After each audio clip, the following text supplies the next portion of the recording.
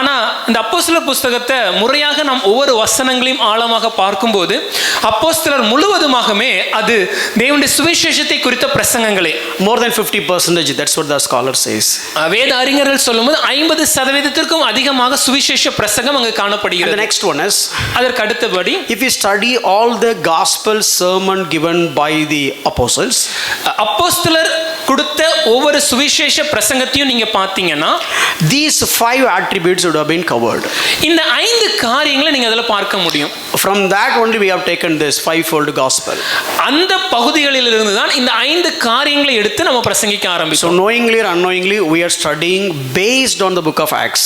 நாம தெரிந்தோ தெரியாமலோ இன்னும் அப்போஸ்தலர் புஸ்தகத்தின் படியே தான் நாம் தியானித்துக் கொண்டிருக்கிறோம். So don't expect me when I will come to the second chapter of apostles. ஆகவே Acts ஐயா of apostles. அப்போஸ்தலர் 2ஆம் அதிகாரம் 14ஆம் வசனத்துல கிளம்பணுமே எப்போ திரும்ப வருவீங்கன்னு கேட்காதீங்க. ஆமா 2:14 to 44 அங்க தான் இருக்கிறோம். We are still traveling from Acts 2:14 to 44. By the way, what is there in it? 2:14 to 44. அப்பாடா ஒருத்தர் சொல்லிட்டாரு. Peter's sermon, the very first gospel preaching, that is in Acts chapter 2:14 to 44. அப்போஸ்தலர் 2ஆம் அதிகாரம் 14லிருந்து 44 வசனங்கள் பார்க்கும்போது முதலாவது சுவிசேஷ பிரசங்கத்தை பேதுரு செய்கிறார்.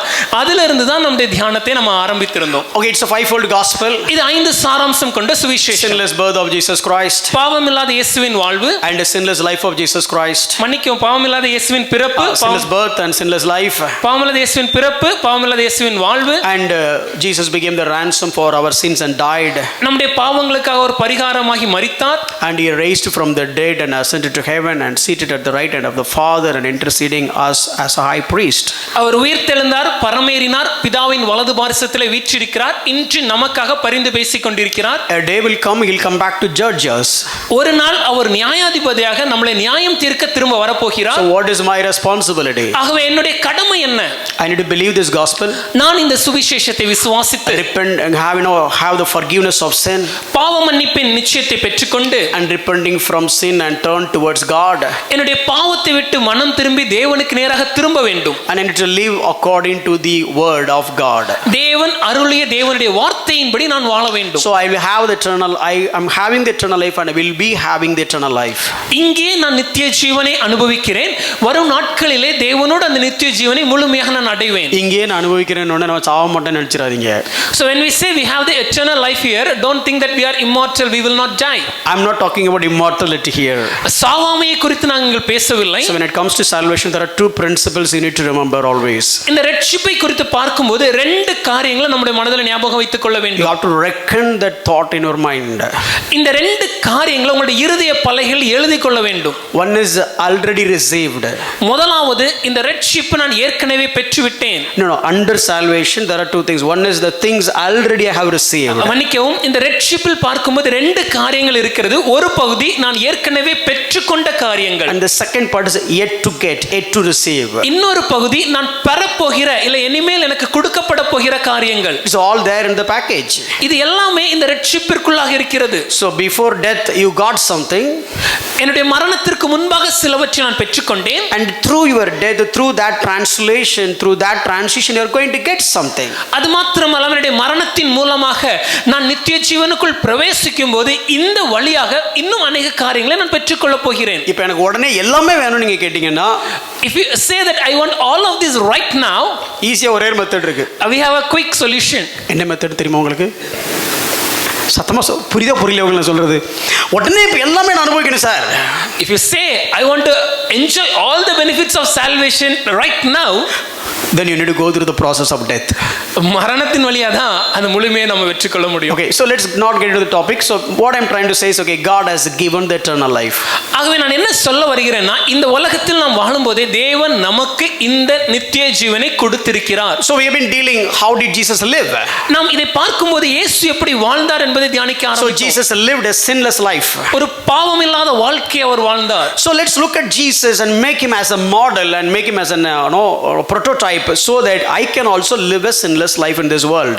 ஆகவே நான் இயேசுவை பார்க்கும்போது இயேசுவை எனக்கு ஒரு மாதிரியாக வைத்து அவரை நான் நகல் எடுத்து பிரதிபலித்து இந்த உலகத்தில் நான் வாழ முயற்சிக்க வேண்டும். So when we look at Jesus, okay, he had lived a blameless life. இயேசுவை பார்க்கும்போது அவர் குற்றம் சாட்ட முடியாத ஒரு வாழ்க்கை வாழ்ந்தார், a prayerful life, ஜெபிக்கிற ஒரு வாழ்க்கை a வாழ்ந்தார், life of giving, கொடுக்கிற வாழ்க்கை. and we studied all that, and now we are studying how did he overcome the temptation. இதை ஏற்கனவே தியானித்து முடித்து விட்டோம். இப்பொழுது எப்படி இயேசு சோதனைகளை மேற்கொண்டார் என்பதை தியானிக்கிறோம். And when it comes to temptation, Jesus was using one of the scriptures. இந்த சோதனைகளை இயேசு சந்தித்த போது தேவனுடைய வார்த்தையை அவர் பயன்படுத்தினார். So everything is there in his mind. இந்த தேவனுடைய வார்த்தை அவருடைய மனதில் காணப்பட்டது. So whatever he says, everything he said according to the word of God. ஆகவே இயேசுவானவர் என்ன சொன்னாலும் அவர் தேவனுடைய வார்த்தையின் படியே தான் தன்னுடைய பதிலை கூறினார். So obviously his mind is filled with good things, especially the eternal word. இன்னும் சொல்லப்போனா அவருடைய மனம் முழுமையாகவே நல்ல காரியங்களால் நிறைந்திருந்தது. இன்னும் சரியா சொல்லணும்னா தேவனுடைய வார்த்தையினால், நித்திய வார்த்தையினால் நிறைந்திருந்தது. So we just switched our gear to just work on our mind. ஆகவே நம்முடைய சிந்தனையை, நம்முடைய மனம் எப்படி இருக்க வேண்டும் என்பதை அறிந்து கொள்ள முயற்சி So செய்தோம். let's program our mind நம்முடைய மனதை நாம ஒரு விதமாக பக்குவப்படுத்தணும், with good things. நல்ல காரியங்கள்னால. So how can I program my mind? எப்படி என் மனதை பக்குவப்படுத்துவது? I need to keep thinking about certain things. நான் சில காரியங்களை குறித்தே மறுபடியும் சிந்திக்க வேண்டும். So what are things I need to think? என்னென்ன காரியங்களை குறித்து சிந்திக்க Then வேண்டும்? we went to Paul. பவுலடிகளிடம் சென்று Paul is asking us to think 8 different things in Philippians chapter 4 verse 8. இந்த காரியங்களை குறித்து அவர்கிட்ட கேட்டா 8 காரியங்களை பிலிப்பியர் 4:8 இருந்து நமக்கு சிந்திக்கும்படியாக அவர் அறிவுறுத்துகிறார். So when we look at one by one, now we are in the we are studying lovely. Think lovely. இந்த காரியங்களை ஒவ்வொன்றாக நாம் தியானிக்க ஆரம்பித்தோம். தற்போது அன்புள்ளவைகள் எவைகளோ அந்த காரியங்களை குறித்து நாம் தியானித்துக் So கொண்டிருக்கிறோம். before we get into that, I just want to have one side note. இந்த காரியத்தை இன்று சொல்வதற்கு முன்பாக இன்னொரு சின்ன விஷயத்தை உங்களுடன் பகிர்ந்து கொள்ள விரும்புகிறேன். See, when Paul was writing, you need to think all that.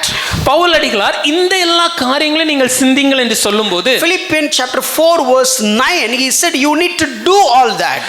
பிலிப்பியர் 4:9 பார்த்தீங்கன்னா இவைகளை நீங்கள் செய்ய வேண்டும் என்கிறார். So look at the process.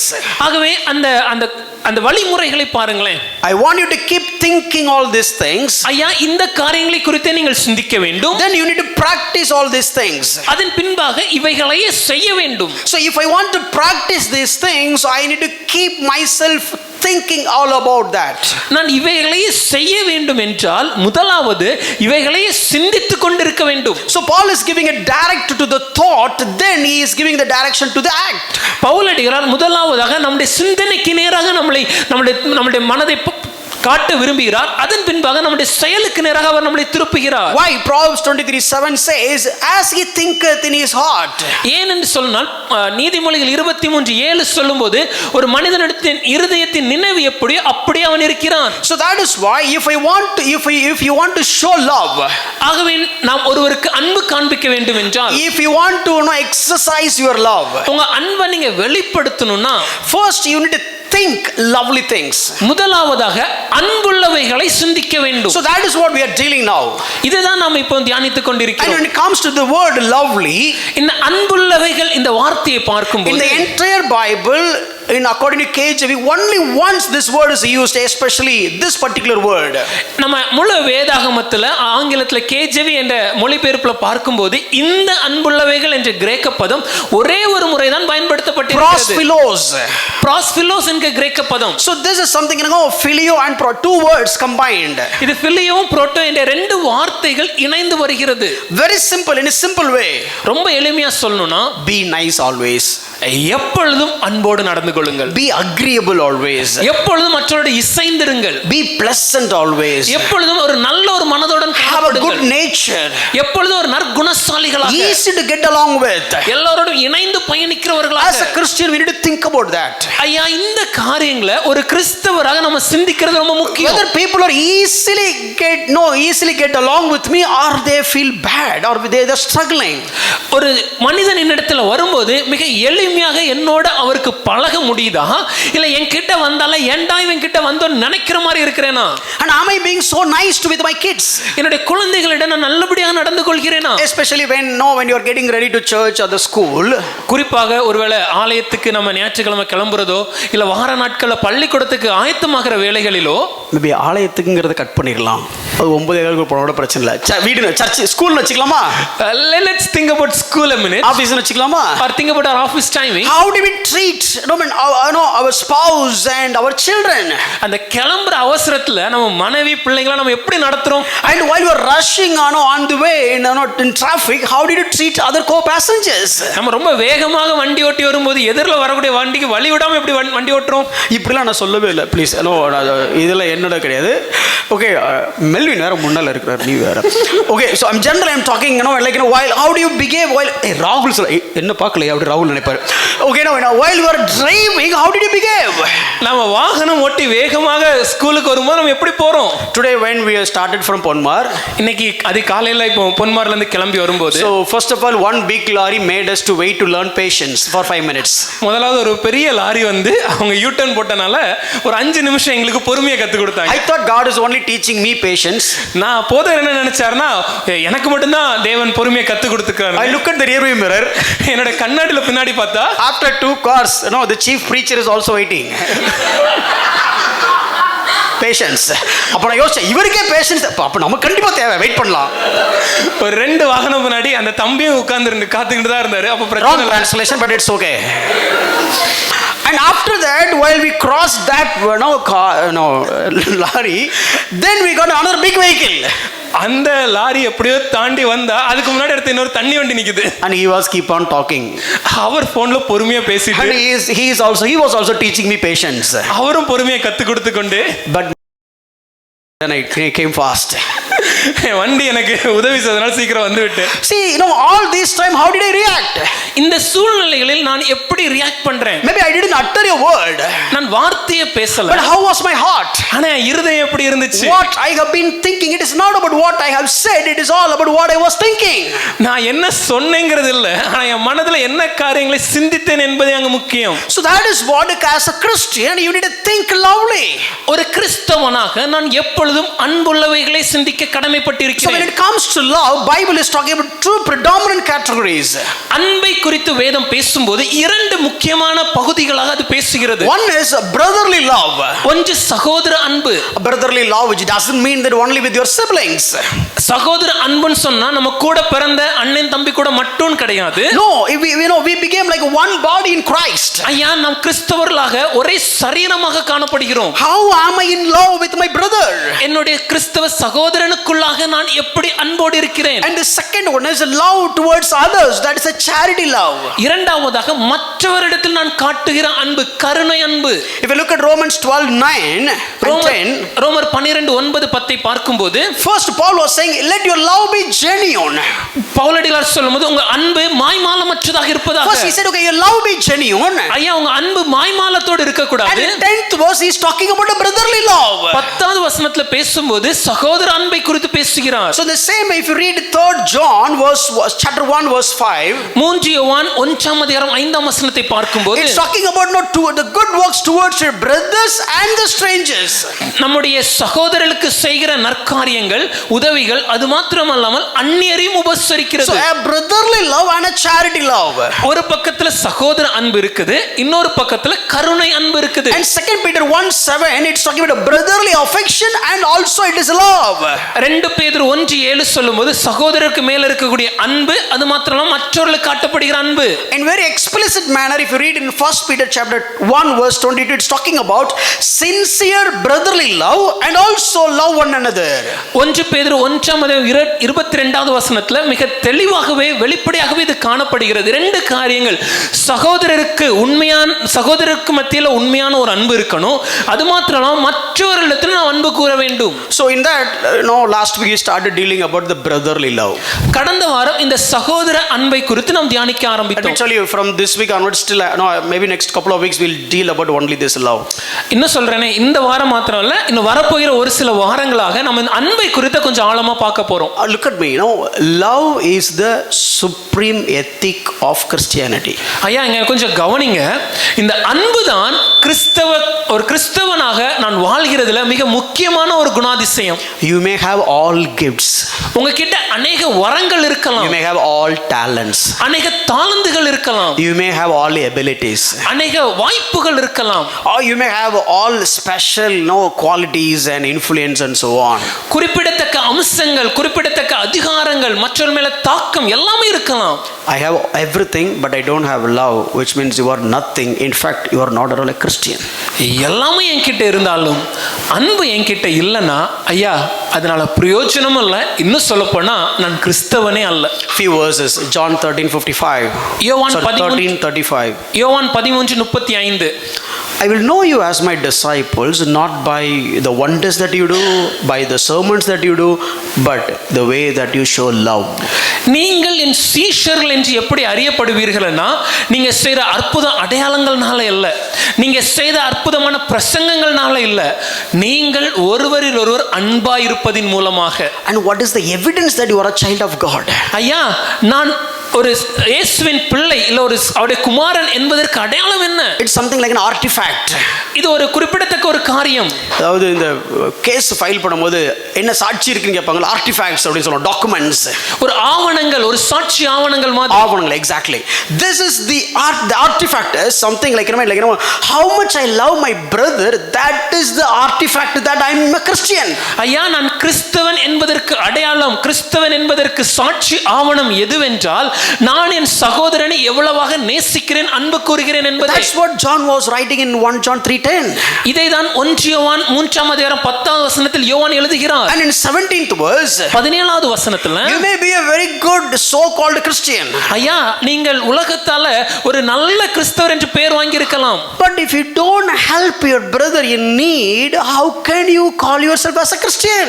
ஆனால் தேவையில இருக்கக்கூடிய உங்கள் சகோதரனுக்கு நீங்கள் உதவவில்லை என்றால், அவன் தேவையில இருக்கும்போது உங்க கண்ணை மூடிக்கிட்டீங்கன்னா உங்களை எப்படி நீங்க கிறிஸ்தவன் சொல்ல முடியும்? And 1 John 4:7.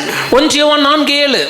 If you love one another, நீங்கள் ஒருவரில் ஒருவர் அன்பா இருந்தீங்கன்னா then I'll understand you're born of God. நீங்க தேவனால் பிறந்தவர் என்பதை அதனால நாங்கள் புரிந்து According to கொள்கிறோம். all the scriptures. எல்லா வசனங்களை பார்க்கும்போது No, I'm not saying that if you don't love your brother you're not at all a Christian. ஐயா நீங்க உங்க சகோதரனை நேசிக்கலனா நீங்க கிறிஸ்தவனே இல்ல அப்படி நான் சொல்ல வரல. Let me put it in this way. நான் இப்படி சொல்றேனே, If you're really a Christian, நீங்கள் உண்மையாகவே ஒரு கிறிஸ்தவராய் இருப்பீர்கள் என்றால் you cannot hate your brother. உங்க சகோதரனுக்கு மேல கோபத்தோடு உங்களால இருக்க முடியாது. Love your brother. உங்க சகோதரனை நேசிப்பீங்க. So do we have that love? இந்த அன்பு நம்முடைய இதயத்தில் இருக்கிறது. Okay, when I say this, இதை நான் சொல்லும்போது okay, we are all brothers, right? நாம் எல்லாரும் சகோதரர்கள் தானே. Okay, do you have do you all love all of us? நாம் எல்லாரையும் நம்ம நேசிக்கிறோமா? Yes. Okay, fine. Do you love all your brothers and sisters in your family? உங்க குடும்பத்தில் இருக்கிற சகோதர சகோதரிகளை நீங்க நேசிக்கிறீங்களா? Oh, really? Then immediately, how did we mark it? இதை எப்படி கண்டுபிடிக்கலாம்னா, I don't have any fight with that guy. அந்த மனுஷனோட எனக்கு எந்த சண்டையும் இல்லை. Even though he will not talk to me, but I'll say hi. அவர் என்னிடத்துல பேசலனாலும் நான் அவருக்கு ஹாய் சொல்லுவேன். There are so much he has to given to me. அவர் எனக்கு அநேகம் தரணும். I am not going to raise any problem against him. தரலனாலும் நான் எதுவும் பிரச்சனை பண்ண போறது இல்லை. But as for me, I am good. என்ன பொறுத்த வரைக்கும் நான் நல்ல அன்போடு இருக்கணும். Is it genuine love? உண்மையான அன்பு தானே அது? Is it genuine love? இது உண்மையான அன்பா இல்லையா? அவங்களுக்கு தெரியல போல இருக்கு. Let me try to explain. Is it genuine love? இது உண்மையான அன்பா இல்லையா? Okay, let's look at this today. இததான் இன்னைக்கு கொஞ்சம் தியானிக்க போறோம். Do we have a genuine love when it comes to brothers? நம் சகோதரர்கள் பார்க்கும்போது நமக்கு உண்மையாகவே ஒரு உண்மையான அன்பு இருக்குதா? Romans chapter 12 verse 19. ரோமர் 12:9. Let love be genuine. ஐயா உங்கள் அன்பு மாயமற்றதா இருப்பதாக. And not only here. இங்கே மாத்திரம் அல்ல. 2 Corinthians chapter 6 verse 6. 2 கொரிந்தியர் 6:6. Let your love be genuine. உங்க மாயமற்ற அன்பு. What do you mean by that? அப்படினா அர்த்தம் என்ன? Paul is not writing this to a non-Christian world. பவுலடிகளார் இந்த காரியத்தை தேவனை அறியாத சமுதாயத்திற்கு எழுதவில்லை. Paul was not writing this to the pagan world. இல்ல புறஜாதியாருக்கு பவுலடிகளார் எழுதல. When Paul was writing to the church of Romans, பவுலடிகளார் ரோம திருச்சபைக்கு எழுதும்போது then the faith of the Roman church was so popular. அங்க ரோம திருச்சபையோட விசுவாசம் அது மிகவும் பிரசித்தி பெற்றது. So a church which has lot of faith, Paul is telling, hey guys, make sure that your love is genuine. அதிக விசுவாசத்தோடு காணப்பட்ட ஒரு திருச்சபைக்கு பவுலடிகளார் எழுதும்போது சொல்கிற காரியம், ஐயா உங்கள் அன்புல மாயம் இல்லாமல் பார்த்துக் கொள்ளுங்கள். And look at 2 Corinthians chapter 6 verse 6. 2 கொரிந்தியர் 6:6 பாருங்க. Who are they, the Corinthian church? இந்த கொரிந்திய திருச்சபை யார்? The church which has been moved in gifts so mightily. அதிகமாக அநேக வரங்கள்ல செயல்பட்ட ஒரு சபை இது. So much of talking about the gifts. அதிகமாக வரங்களை குறித்தே பேசுகிற ஒரு சபை. But they misuse the gifts, or they don't know how to use the gifts. In fact, they don't have gifts many occasions. அவர்கள் பல நேரங்களில் அந்த வரங்களை தவறாக பயன்படுத்தினார்கள். இல்லை என்றால் சரியாக எப்படி பயன்படுத்த வேண்டும் என்று தெரியாமல் காணப்பட்டார்கள். இன்னும் சொல்ல போனா பல நேரங்களில் வரமே இல்லாம நடிச்சாங்க. Exactly, that is the right word. That is how they were doing. They pretend themselves as if they have got all the gifts from God, but their way they live, the way they do, that is not appropriate according to the scripture. அவர்கள் பல நேரங்களில் தேவனிடத்தில் அநேக வரங்களை பெற்றவர்கள் போல தங்களை காமித்துக் கொண்டு நடிச்சாங்க. ஆனா அவங்க வாழ்க்கையை பார்க்கும்போது அவர்கள் செய்த காரியம், அது செயல்பட்ட காரியத்துல இது வேதத்திற்கு ஒவ்வாத, சம்பந்தம் இல்லாத என்று எளிதாக புரிந்து கொள்ள முடியும். For that church, அந்த சபைக்கு, a supernatural church, அசாத்தியமான காரியங்களை செய்கிற சபைக்கு அப்படின்னு claim பண்ண சர்ச்சுக்கு, are the one they claim that they do supernatural things. Paul was writing, Pavul சொல்லும்போது, make sure that your love is genuine. ஐயா உங்கள் அன்பு மாயமற்றதாய் இருப்பதாக எழுதுகிறார். So one side, ஒரு பக்கத்துல people those who are so famous because of their faith, அவங்க விசுவாசத்தினால அதிகமாக பிரசித்தி பெற்ற ஒரு கூட்டம். Why Roman church is very famous? எதனால ரோம திருச்சபை பிரசித்தி பெற்றது? No apostles went. எந்த அப்போஸ்தலரும் அங்க செல்லல. No apostles established a church. எந்த அப்போஸ்தலரும் செஞ்சு அங்க சபையை நிறுவல. And fully pagan crowd. முழுவதுமாக புறஜாதியான கூட்டம். Still a huge amount of people, even the historian records that. ஆனாலும் அதிகப்படியான ஒரு கூட்டம், சொல்லப்போனா வரலாற்று ஆசிரியர்கள் இதை குறித்து எழுதுகிறார்கள். But Paul look at that church. ஆனால் பவுல் அந்த சபையை பார்க்கும்போது, hey guys, all these things are fine. ஐயா இதெல்லாம் இருக்கட்டும், நல்லதுதான். But look at your love. ஆனால் உங்கள் அன்பை பார்க்கும்போது, because the love is the pinnacle of Christian life. கிறிஸ்தவ வாழ்க்கையின் உச்சாணியே எதுனா அன்புதான். And yes, look at the Corinthian church. கொரிந்திய சபையை பார்க்கும்போது, hey guys, you are moving in gifts. ஐயா நீங்க வரங்கள் எல்லாம் செயல்படுறீங்க. And even though when you are so smart, பார்ப்பதற்கு ரொம்ப அருமையாக உங்களை காண்பித்துக் கொள்கிறீர்கள், ரொம்ப பணக்காரர்கள், so eloquent, ரொம்ப அருமையான சொற்றோட, no good to debate, பேச்சாற்றல்ல வல்லவர்கள். but let me tell you, ஆனா நான் ஒரு விஷயம் சொல்றேனே, do you have love? அன்பு இருக்கா? And make sure that the love is be genuine. அந்த அன்பு மாயமற்றதாய் இருக்க வேண்டும். My dear friend, எனக்கு அன்பானவர்களே, if Paul is writing these to those churches, it is applicable to us as well. இன்னென்ன சபைகளுக்கு பவுலடிகளார் அன்பை குறித்து எழுதுறார்னா அது நம்ம வாழ்க்கையிலையும் நிச்சயமாகவே பொருந்தும். Today we are going to talk about this love. இன்னைக்கு இந்த அன்பை குறித்து தான் பேச போறோம். See, I'm going to say this very general principles. ரொம்ப பொதுவான ஒரு காரியமாக நான் இதை சொல்ல போறேன். Not deep doctrines. ரொம்ப ஆழமான சத்தியம் அல்ல. நான் சொன்னேனா இதான் எனக்கு தெரியுமே அப்படி நீங்க சொல்ல போறீங்க. Maybe the moment pastor says it, will say I know all these things. Celine, did you study tables when you are doing your schools, 6th A middle school? ஆமா படிச்சிருக்கேன். Tables, no, everybody would have studied, right? Okay, now let me ask, 16 into 13 how much, Sylvan? இப்போ அங்கே நிறைய 16 போட்டுட்டு இருப்பாங்க. நம்ம மெல்வின்ட்ட கேட்கலாம், காரூனியா student. Melvin 16 எவ்வளோ மெல்வின்? இதுக்கு நான் ஏன் முன்னால் உட்காந்துருந்தேன் அப்படின்னு இங்கே ஒரு படித்த பிள்ளை இருக்கு போல இருக்கு, தெரியாமல் கேட்டேன். ஓகேவா? Okay, what is the active voice and passive voice? யாராவது active voice passive voice? English teacher. Oh English, sorry தப்பாக கேட்டேன். வேறு என்ன கேட்கலாம்? Maths A minus B the whole cube. யாராவது?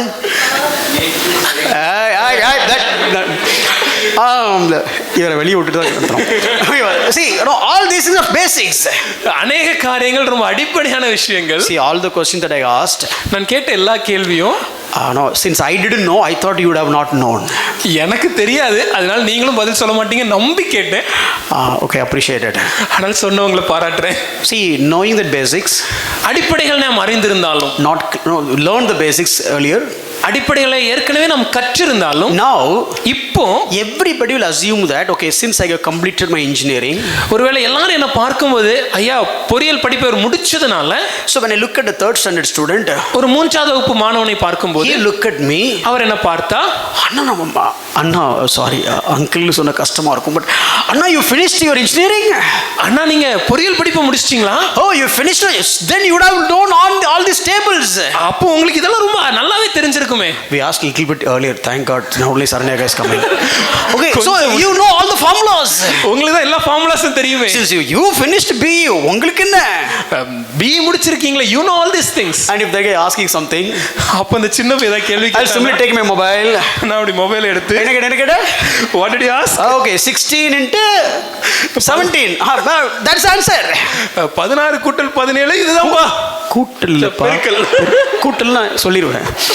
ஷோ நான் ஓரளவு கூட்டல் சொல்லிடுவேன், பெருக்கல் தான் கால்குலேட்டர் தேவை. 16 பெருக்கல் 17 எவ்வளவுனா சொல்லிடுவோம், சொல்ல மாட்டோம் மொபைல்.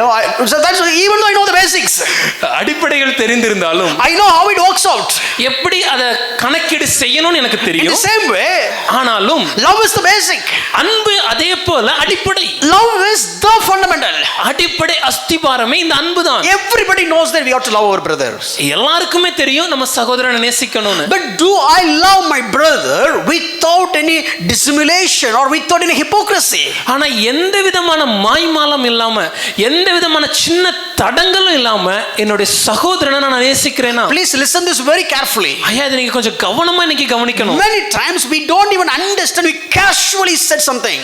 பல நேரங்கள்ல நம்ம யோசிக்காம நிறைய காரியங்களை ரொம்ப எளிதா சொல்லிடுறோம். See, when Jesus was on, when he was on his way, இயேசு அவர் தன் வழியாக செல்லும்போது couple of John's disciples came, யோவானோட 2 சீஷர்கள் அங்க வராங்க. and they asked, okay Rabbi, where do you stay? அவங்க கேட்ட காரியம், போதகரே நீங்க எங்க தங்கி இருக்கீங்க? number 3 Bethlehem, number 3 Middle Street Bethlehem. மூன்றாவது வீடு பெத்லஹேம் நடுத்தெருன்னு சொல்ல. உங்களுக்கு எப்படி விலாசம் தெரியும் கேட்காதீங்க. Don't ask me how do I know the address. See, that is the question. அவங்க ஒரு கேள்வி கேட்டாங்க. The answer for the question is, அந்த கேள்விக்கான பதில் என்னன்னா simple, where do you stay? I am staying this place, that's it. ஐயா போதகரே நீங்க எங்க தங்கி இருக்கீங்கன்னு சொல்லும்போது நான் இங்க தங்குறேன்னு சொல்லணும். But look at the extra mile Jesus had taken. ஆனா இயேசு ஒரு அடுத்த படிக்கதை எடுத்து செல்கிறார். He would have thought, our யோசிச்சிருக்கணும், why these people want to know my home or residential address?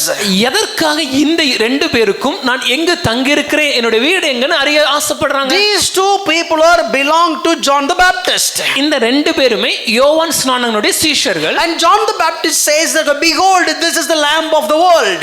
யோவான் ஸ்நானகன் சொல்லும்போது இதோ உலகத்தின் பாவத்தை சுமந்து தீர்க்கிற தேவ ஆட்டுக்குட்டி என்கிறார். So they would have heard this. அதை இந்த 2 பேர் கேட்டிருக்கணும். Now they looked at me, இப்போ அவங்க என்ன பார்க்கறாங்க, and asking me, where do you stay?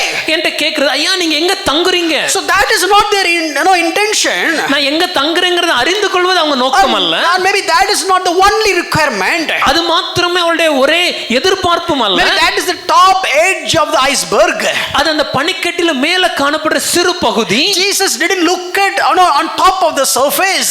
அந்த சர்ஃபேஸ்க்கு மேல என்ன இருக்குங்கறது மாத்திரம் இயேசு பார்க்கல. A little bit iceberg. அந்த மேல காணப்படுற பனிக்கட்டி அல்ல. No, he just looked at the bottom. கீழ பார்க்கும்போது what is the root cause? என்ன நோக்கம்? What is the purpose? என்ன அடிப்படை? Why did he ask? எதற்காக கேட்டார்கள்? What he wanted to know? என்ன அறிந்து கொள்ள ஆசைப்படுகிறார்கள்? And he called me Rabbi. இன்னும் சொல்லப்போனா அவன் அழைக்கும்போது போதகரே என்று அழைக்கிறார். Rabbi means a teacher. போதகரே என்பதற்கு ஆசிரியர் என்று அழைக்கிறார். So why a student is asking the residential address of a teacher? எதற்காக ஒரு மாணவன் ஒரு ஆசிரியரோட விலாசத்தை அறிந்து கொள்ள ஆசைப்பட வேண்டும்? No, all these things and they have never said that. இந்த எந்த விஷயத்தையுமே அவங்க சொல்லல. But Jesus read that. ஆனா இயேசு அனைத்தையும் புரிந்து கொண்டார். He said, come and see. அவர் சொன்ன காரியம் வந்து பாருங்கள். You know the story. உங்களுக்கு கதை நல்லா தெரியும். அங்க கட் பண்ணி அடுத்த சீன் ஓபன் பண்றோம். Maybe we'll cut the scene over here and open at the next shot. So they went to Jesus' home. இயேசு வீட்டுக்கு வராங்க. And the next scene is they went to their home. அடுத்த காட்சியில அவங்க தங்களுடைய வீட்டுக்கு செல்கிறாங்க. Peter was sleeping. பேதுரு தூங்கி கொண்டிருக்கான். And this guy has come. இந்த மனிதன் வருகிறான். And Simon, பேதுருவே, get up. எழும்புங்க. And Simon said, where did you go? Seeman கேட்டிருக்கணும், ஐயா நேத்து எங்க போயிட்ட? Yesterday night you didn't come for fishing. நேத்து மீன் பிடிக்க வரலையே. I was the only one struggling. நான் ரொம்ப கஷ்டப்பட்டு தனியா மீன் பிடிச்சேனாக்கும். That's okay Simon, but let me tell you an important thing. சீமோனே, அது இருக்கட்டும் சீமோனே, நான் ரொம்ப முக்கியமான விஷயத்தை சொல்ல போறேன். We saw the Messiah. மெசியாவை கண்டோம். How did you know that? ஐயா எப்படி தெரியும்? You called him as a rabbi. நேற்று அவர் போதகரேன்னு அழைத்தீங்க. When you called him rabbi, போதகரேன்னு அழைக்கும்போது he could have treated you as a student. அவர் உங்களை ஒரு மாணவனாக நடத்தி இருக்க வேண்டும். But when you came out, you got a greatest ever revelation. ஆனா திரும்பி நீங்க வரும்போது ஒரு மிகப்பெரிய ஒரு வெளிப்பாடோட வரீங்க. That kindled the fire. அதுதான் அங்க ஒரு தீயை பற்ற வைக்கிறது. That is the very first gospel received by Peter, who became a pillar of the church at a later point of time. பேதுரு அறிந்து கொண்ட முதல் சுவிசேஷம் இங்கதான் ஆரம்பிக்கிறது. பின்னாட்களிலே இந்த பேதுருவை தேவன் திருச்சபையின் ஒரு தூணாக மாற்றினாரே. So look at the consistency between the profession and the action. ஐயா, பேசுகிற காரியங்களுக்கும் அந்த பேசுகிற காரியங்கள் செயலாக மாறுகிறதுக்கும் உள்ள இருக்கிற தொடர்பை நீங்கள் பார்க்க வேண்டும். My dear friend, do you see the consistency between your words and deeds? ஐயா, உங்க வார்த்தையும் உங்களுடைய வாழ்க்கையில நீங்கள் செய்கிற காரியங்களும் ஒன்றோடொன்று சரியாக தொடர்போடு இருக்கிறதா? Brother, please come. ஐயா, வீட்டுக்கு வாங்க. Whenever free you are, come. Please come. எப்பெல்லாம் ஃப்ரீயா இருக்கீங்களோ வீட்டுக்கு வாங்க. I don't understand, that is good. சொல்றது எனக்கு புரியுது, நல்லது தான் சொல்றோம். Is it your profession or is it just in your word or it is really in your heart? ஐயா, வாயில இருந்து அந்த வார்த்தையை சொன்னோமா இல்ல இருதயத்துல இருந்து உண்மையா நம்ம வீட்டுக்கு அவங்க வரணும்னு ஆசைப்பட்டு சொன்னோமா? See, that is the manifestation. இதுதான் நம்ம காரியத்துல வெளிப்படுகிறது. So we are all good people. நம்ம எல்லாரும் நல்லவங்க தான். We are all good people, loving people. We are all good Christians, no doubt about that. நம்ம எல்லாரும் நல்லவங்க தான், மற்றவங்களை நேசிக்கிறவர்கள் தான், நல்ல கிறிஸ்தவர்கள், அதில் சந்தேகம் இல்லை. But in our private place, ஆனா நம்முடைய தனிப்பட்ட அந்தரங்க இடத்திலே, no, not in the church, சபையில இல்ல, not before the congregation, இல்ல சபை ஜனங்களுக்கு முன்பாக அல்ல, not before the place where everybody is looking at you, இல்ல எல்லாரும் நம்மை பார்க்கிற அந்த இடத்தில் அல்ல, the private chamber of your heart. யாருமே அறிந்திராத அந்தரங்கமான உங்களுடைய இருதய அறையிலே. Are you always consistent when it comes to your words and your thoughts? என்னுடைய சிந்தனைகளும் என்னுடைய வாயிலிருந்து வெளிப்படுகிற வார்த்தைகளும் எப்பொழுதுமே அது உண்மையா இருக்குதா? No, there was a wonderful statement I read. ஒரு அருமையான ஒரு வாக்கியத்தை நான் வாசிக்க நேர்ந்தது. He said in this way, அந்த ஐயா இப்படி சொல்லி இருந்தாரு, feel what you profess to feel. என்ன சொல்லணும்னு நினைக்கிறியோ அதையே சொல்லு. feel what you profess to feel அப்படின்னா எப்படி ஃபீல் பண்ணி உணர்ச்சிகளுக்கும் உள்ள சொல்ல நினைக்கிறதுக்கு வித்தியாசம் இல்லாம பாத்துக்கோ. Let your emotions and your words let it be same. Now there are some people who brother நீங்க காலையில வந்துட்டீங்களா? Some people will ask, ஐயா காலையிலே வந்துட்டீங்களா ஐயா? You should have called me. என்ன கூப்பிட்டுருக்கணும்ல ஐயா? I should have come to pick you up. நான் வந்து உங்களை பிக் பண்ணிட்டு போயிருப்பேன்ல. Sorry sir, that's okay, no problem. We came by cab. இல்ல ஒண்ணும் பிரச்சனை நாங்க கேப்ல வந்துட்டோம், ஒண்ணும் பிரச்சனை இல்ல. For the first time it is good. முதல் முறை அப்படி சொன்னா பிரச்சனை இல்ல. No man, for 10 times 10 முறையும் அவங்க மறந்துடுவாங்களான்னு தெரியல, 10 முறை அதே டயலாக் சொல்லுவாங்க. Whether they forget it or not, I'm not sure, but the same story they'll repeat it. I'm not talking about us, okay, please. நான் நம்மள குறிச்சு யாரை குறிச்சு சொல்லல. I have seen so many people like this. அநேகர் இதே மாதிரி. My point is, என்னோட கேள்வி என்னன்னா, guys, don't you understand? ஐயா உங்களுக்கு புரியலையா? I know you said that same dialogue last time. கடந்த முறையும் இதே டயலாக் தான் நீங்க சொன்னீங்கன்னு எனக்கு தெரியுமே. And I came midnight. நான் நடுராத்திரி தான வந்தேன். Waited in the bus stop for hours. பல மணி நேரம் அந்த பஸ் ஸ்டாண்ட்ல காத்திருந்து and came home. வீட்டுக்கு வந்தேன். And you asked the same, no, you made the same statement last time. கடந்த முறையும் இதே வார்த்தையை தான் நீங்க சொன்னீங்க. And even now today you know that உங்களுக்கு situation, but still you are making the same statement. இந்த முறையும் கால சூழ்நிலைகள் எல்லாம் உங்களுக்கு தெரிஞ்சிருந்தாலும் இதே வார்த்தையை தான திரும்பவும் சொல்றீங்க. See, no, don't be so smart. ஐயா ரொம்ப ஸ்மார்ட்டா இருக்க முயற்சிக்காதீங்க. When it comes to love, அன்புன்னு பார்க்கும்போது, if you don't have the consistency between your words and deeds and thoughts, your life is like a stage play. உங்களுடைய சிந்தனைகளுக்கும் உங்களுடைய வார்த்தைகளுக்கும் உங்களுடைய செயல்களுக்கும் தொடர்பு இல்லைன்னா ஒரு மேடையில் நடக்கிற ஒரு நாடகம் போல நம்ம நடிக்கிறோம்னு அர்த்தம். This is the first point. இதான் முதல் And காரியம். the second point is, இரண்டாவது, when it comes to real love, உண்மையான ஒரு அன்பா இருந்துச்சுன்னா it is always preferring one another. மற்றவர்களுக்கு முக்கியத்துவம் முன்னுரிமை கொடுக்கும். Or let me put it this way. இப்படி சொல்றேனே, If you prefer to honor other, that will tell you you have the brotherly love. ஐயா மற்றவர்களுக்கு நான் கனம் பண்ண முந்துகிறேனா இல்லையா, இல்ல மற்றவர்களுக்கு கனம் கொடுக்கிறேனா இல்லையா என்பதே என் இருதயத்துல சகோதர அன்பு இருக்கா இல்லையான்னு எனக்கு காண்பிக்கும். Recently, a group of people, they went to a mission field. கொஞ்ச நாளைக்கு முன்னாடி ஒரு குழுவாக கொஞ்சம் சில பேர் ஒரு மிஷன் இடத்துக்கு அவங்க சென்றிருந்தாங்க. So that mission field is very very minimal facilities. அந்த மிஷன் ஸ்தலம் அந்த மிஷனரி ஸ்தலம் வந்து ரொம்ப குறைந்தபட்ச அளவே சௌகரியங்கள் இருக்கிற ஒரு இடம். And the one who is organized, இதெல்லாம் நடத்தி சென்ற அந்த அண்ணன், he just bringing, brother, come here, no, just bring, make sure that everybody is comfortable in everything. அவர் வந்த ஒவ்வொருத்தரும் அவங்க சௌகரியமாக தங்குவதற்கு காரியங்களை செய்வாங்க. ஐயா நீங்க வந்து இப்படி இருங்க அப்படி இருங்கன்னு ஒவ்வொரு காரியத்தையும் செய்வாங்க. Brother, you take this cot. ஐயா நீங்க இந்த மெட்ல படுத்துக்கோங்க. Brother, you sleep in that room. ஐயா நீங்க அந்த அறையில படுத்துக்கோங்க. Hey, give that woolen to this pastor. ஐயா இந்த உல்லன் கிளாத்தை வந்து இந்த பெட்ஷீட் இந்த ஐயாக்கு கொடுத்துருங்க. So you made all the arrangements. எல்லா அரேஞ்ச்மெண்ட்ஸும் அவர் செய்துவிட்டு, and they ask everybody, brother, what about you? ஐயா நீங்க எங்கன்னு அப்படி கேக்குறாங்க. I got my room. இல்ல எனக்கு என் அறையில படுத்துப்பேன். I'll go and sleep there. That's okay. I got my room is there. இல்ல பிரச்சனை நீங்க படுங்க, எனக்கு அறை இருக்கு, நான் அங்க படுத்துப்பேன் அப்படினாரு. No, since they thought he is the like a president for that mission organization. அந்த மிஷனரி ஆர்கனைசேஷனுக்கு இயக்கத்திற்கு அவர்தான் தலைவரா இருந்த காரணத்தினால அவங்க என்ன நினைச்சாங்கன்னா he'll be having his own room. வந்திருந்த எல்லாரும் என்ன நினைச்சாங்கன்னா சரி அவருக்கு ஒரு அறை இருக்கும்னு நினைச்சிருந்தாங்க. Later point of time, the next day they realized. ஆனா அடுத்த நாள் காலையில தான் இவங்களுக்கு தெரிஞ்சது, he put everybody in a comfortable place. மற்ற எல்லாருக்கும் நல்ல இடத்துல காரியங்களை செய்துவிட்டு, without knowing anybody, is simply sleeping outside. யார்கிட்டயும் சொல்லாம வெளியே போய் அவர் படுத்திருந்தாரு. See, these people is not going to give crores. வந்த இந்தவங்களும் கோடி கணக்கா கொண்டு போய் அவங்க கொடுக்க போறது இல்ல. They are coming here to look at the mission field. இவங்க எதுக்கு இங்க வந்திருக்காங்கன்னா அந்த மிஷனரி அந்த ஸ்தலத்தை பார்ப்பதற்காக. So obviously they have to suffer to understand what is there in the mission field. ஆகவே வந்த எல்லாரும் அந்த இடத்துல உண்மையான சூழ்நிலை என்னன்னு தெரியணும்னா அவங்க பாடுபட்டா அவங்களுக்கு தெரியும். But look at, he is preferring to one another. ஆனா அந்த மிஷனரி இயக்க தலைவருடைய இதயம் மற்றவர்களுக்கு முன்னுரிமை கொடுப்பது. Not only preferring one another, முன்னுரிமை கொடுப்பது மாத்திரமல்ல, no, it is something like we need to wait till our brother is getting his place. நம்முடைய சகோதரன் அவருக்குரிய இடத்தை பெற்றுக் கொள்ள வரைக்கும் காத்திருப்பது. See, love is like kind of a circulatory system in the body, the Christian body. ஐயா இந்த அன்புனா எப்படின்னா நம்மளோட கிறிஸ்தவ சரீரத்துல பாய்ந்தோடுகிற ரத்தம் மாதிரி. For example, if the blood stops in your body, stops flowing in your body, ஒரு உதாரணம் சொல்றேன், இப்போ நம்முடைய சரீரத்துல ரத்த ஓட்டம் நின்னுடுச்சுனா the body will be there. சரீரம் இருக்கும், but still it's a body, that's it.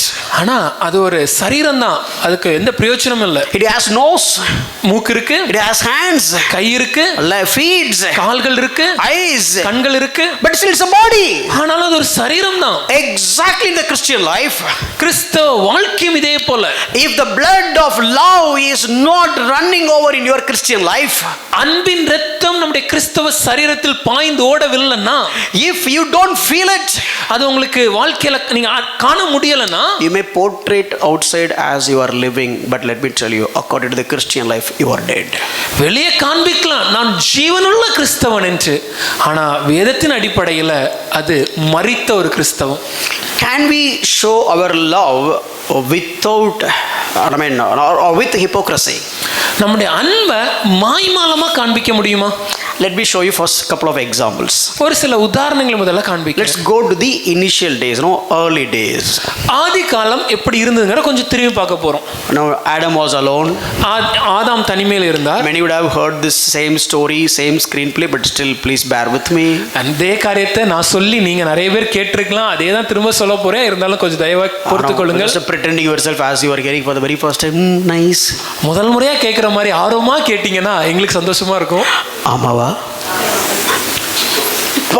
ஹிப்போக்ரஸியா? யார்ப்பா அது சொன்னது? இதுல எல்லாம் கரெக்டா கேட்ச் பண்ணுங்க. சரி, okay, put in this way. இப்படி சொல்றேனே. So God has created Adam. தேவன் ஆதாமை படைத்தார். Everything is available. எல்லாமே அவனுக்கு கொடுக்கப்பட்டது. Adam, enjoy. ஆதாமே மகிழ்ந்திரு. I don't know, maybe if today in same situation had happened, ஒருவேளை இன்னைக்கு இப்படியான ஒரு சூழ்நிலை நடந்துச்சுன்னா, if God created only Adam, தேவன் ஆதாம் மாத்திரம் படைச்சார்னா, and God is asking Adam, தேவன் ஆதாம்கிட்ட கேட்கிற காரியம், Adam, by the way, do you want to have a company? ஆதாமே, உன்னுடைய தனியா இருக்கிற துணை வேணுமா? Wife, certain kind of things. மனைவி வேற துணை வேணுமா? No. I'm fine. I'm quite okay. இல்ல ஐயா, வேண்டாம், இதுவே போதும். No, you are here, I am here. Who else I really need? ஐயா, தேவன் நீர் இருக்கிறீர், நான் இருக்கிறேன், வேற யார் எனக்கு வேணும்? போதும். You alone. வேற என்ன வேண்டும்? What else I need? அப்படினு சொல்லிருப்பாங்க. Maybe we would have said like that. Jenny is thinking, நம்ம அப்படி கிடையாது. That's okay. So no, that is how it is. ஆனா பொதுவா இன்னைக்கு இப்படி தான் இருக்கு நிறைய நேரம். But on the day God created Adam, ஆனா அன்று தேவனை ஆதாம் படைத்தபோது, and God know everything is good. தேவனுக்கு தெரியும் அனைத்தும் நன்மை. Good. நல்லது. And finally very good. கடைசியாக மிகவும் நல்லது. But for the very first time something it is not good. ஆனால் முதல் முறையாக நல்லதல்ல என்று அவர் ஒன்றை காண்கிறார். What? The man was alone. என்னது? மனுஷன் தனிமையா God said, தேவன் சொல்கிறார், okay, he is bringing all the animals. எல்லா மிருகங்களையும் கூட்டி வந்திருக்கணும். Can you have a good acquaintance with them? இந்த மிருகங்கள் கூட ஒரு நல்ல வாழ்க்கை வாழ முடியுமா? Can you have a good fellowship with them? இந்த மிருகங்களோட நல்ல ஐக்கியத்தோடு இருக்க முடியுமா? Okay, can you have a good relationship with them? இந்த மிருகங்களோட நல்ல உறவோடு இருக்க முடியுமா? Look at the dog. நாயை பார்க்கலாம், very grateful. நல்ல நன்றி உணர்வு. Look at the tiger. அந்த சிங்கத்தை, புலியை பாருங்க, very courage. பயங்கர தைரியம். Look at the elephant. அந்த எலிஃபண்ட்டை பாருங்க, யானையை பாருங்க, so giant, so big, மிகவும் பெரிய வலிமையானது. and look at the peacock. அந்த மயிலை பாருங்க, wonderful entertainer. அவ்வளவு அருமையான ஒரு நம்மளுக்கு கேளிக்கை. Can you manage your life with all this? இதெல்லாம் இருக்கும்போது உங்களால சந்தோஷமா இருக்க முடியாதா? And Adam, no, everything is coming and Adam naming and just leaving.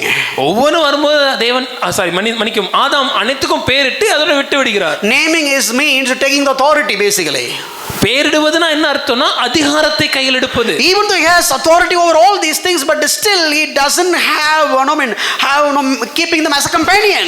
இந்த எல்லா மிருகங்கள் மேலேயும் ஆதாமுக்கு அதிகாரம் இருந்தாலும் இந்த எல்லா மிருகங்களும் அவனுக்கு சரியான துணையாக இருக்கவில்லை. And God said, okay, is it okay? தேவன் ஆதாமிடம், அப்பா இது போதுமா? ஏதோ ஒன்னு குறைதான் ஆண்டவரே. No Lord, something is lagging. ஏதோ ஒன்னு குறைவா இருக்கு. I want you to understand that. அதை நாம் புரிந்து கொள்ள வேண்டும். Then you know the story. உங்களுக்கு கதை தெரியும். This guy, God made him to slept. ஒரு ஆழ்ந்த தூக்கத்தை வர பண்ணினார். And God created woman. அதிலிருந்து ஒரு மனுஷியை உண்டாக்கினார். So this is the first wedding. இதுதான் முதல் திருமணம். பொண்ணு பார்த்து கொடுத்தது யாரு first? The first wedding, who actually brought the bride? Who brought it? அதனால என்னவோ இன்னைக்கு எப்போ பார்த்தாலும் பொண்ணு பார்க்குற இடத்துல கடவுளோட ஊழியக்காரங்க தான் இருக்காங்க. சரி, அதை கட் பண்ணிருக்கேன், புரியலன்னு நினைக்கிறேன் நிறைய பேருக்கு. ஓகே, பட் நாங்கள் அந்த வேலையை செய்ய மாட்டோம். Okay, let's look at what Adam said later point of time. இதன் பின்பாக ஆதாம் என்ன சொன்னாங்கறத நம்ம பார்க்க போறோம். So the wedding is done. திருமணம் முடிஞ்சிருச்சு. And God is looking at Adam. Adam, is it okay? தேவன் ஆதாம் பார்த்து, ஆதாமே எல்லாம் சரியா இருக்கப்பா? Genesis chapter 2 verse 23. ஆதியாகமம் 2ஆம் அதிகாரம் 23வது Adam said, ஆதாம் சொல்லும்போது, this is now bone of my bones and flesh of my flesh, so shall be called woman, because she was taken out of man. Therefore shall a man leave his father and his mother and shall cleave unto his wife, and they shall be one flesh. அப்பொழுது ஆதாம், இவள் என் எலும்பில் எலும்பும் என் மாம்சத்தில் மாம்சமுமாய் இருக்கிறாள், இவள் மனுஷனில் எடுக்கப்பட்டபடியினால் மனுஷி என்னப்படுவாள் என்றான். இது நிமித்தம் புருஷன் தன் தகப்பனையும் தன் தாயையும் விட்டு தன் மனைவியோட இசைந்திருப்பான், அவர்கள் ஒரே மாம்சமாயிருப்பார்கள்.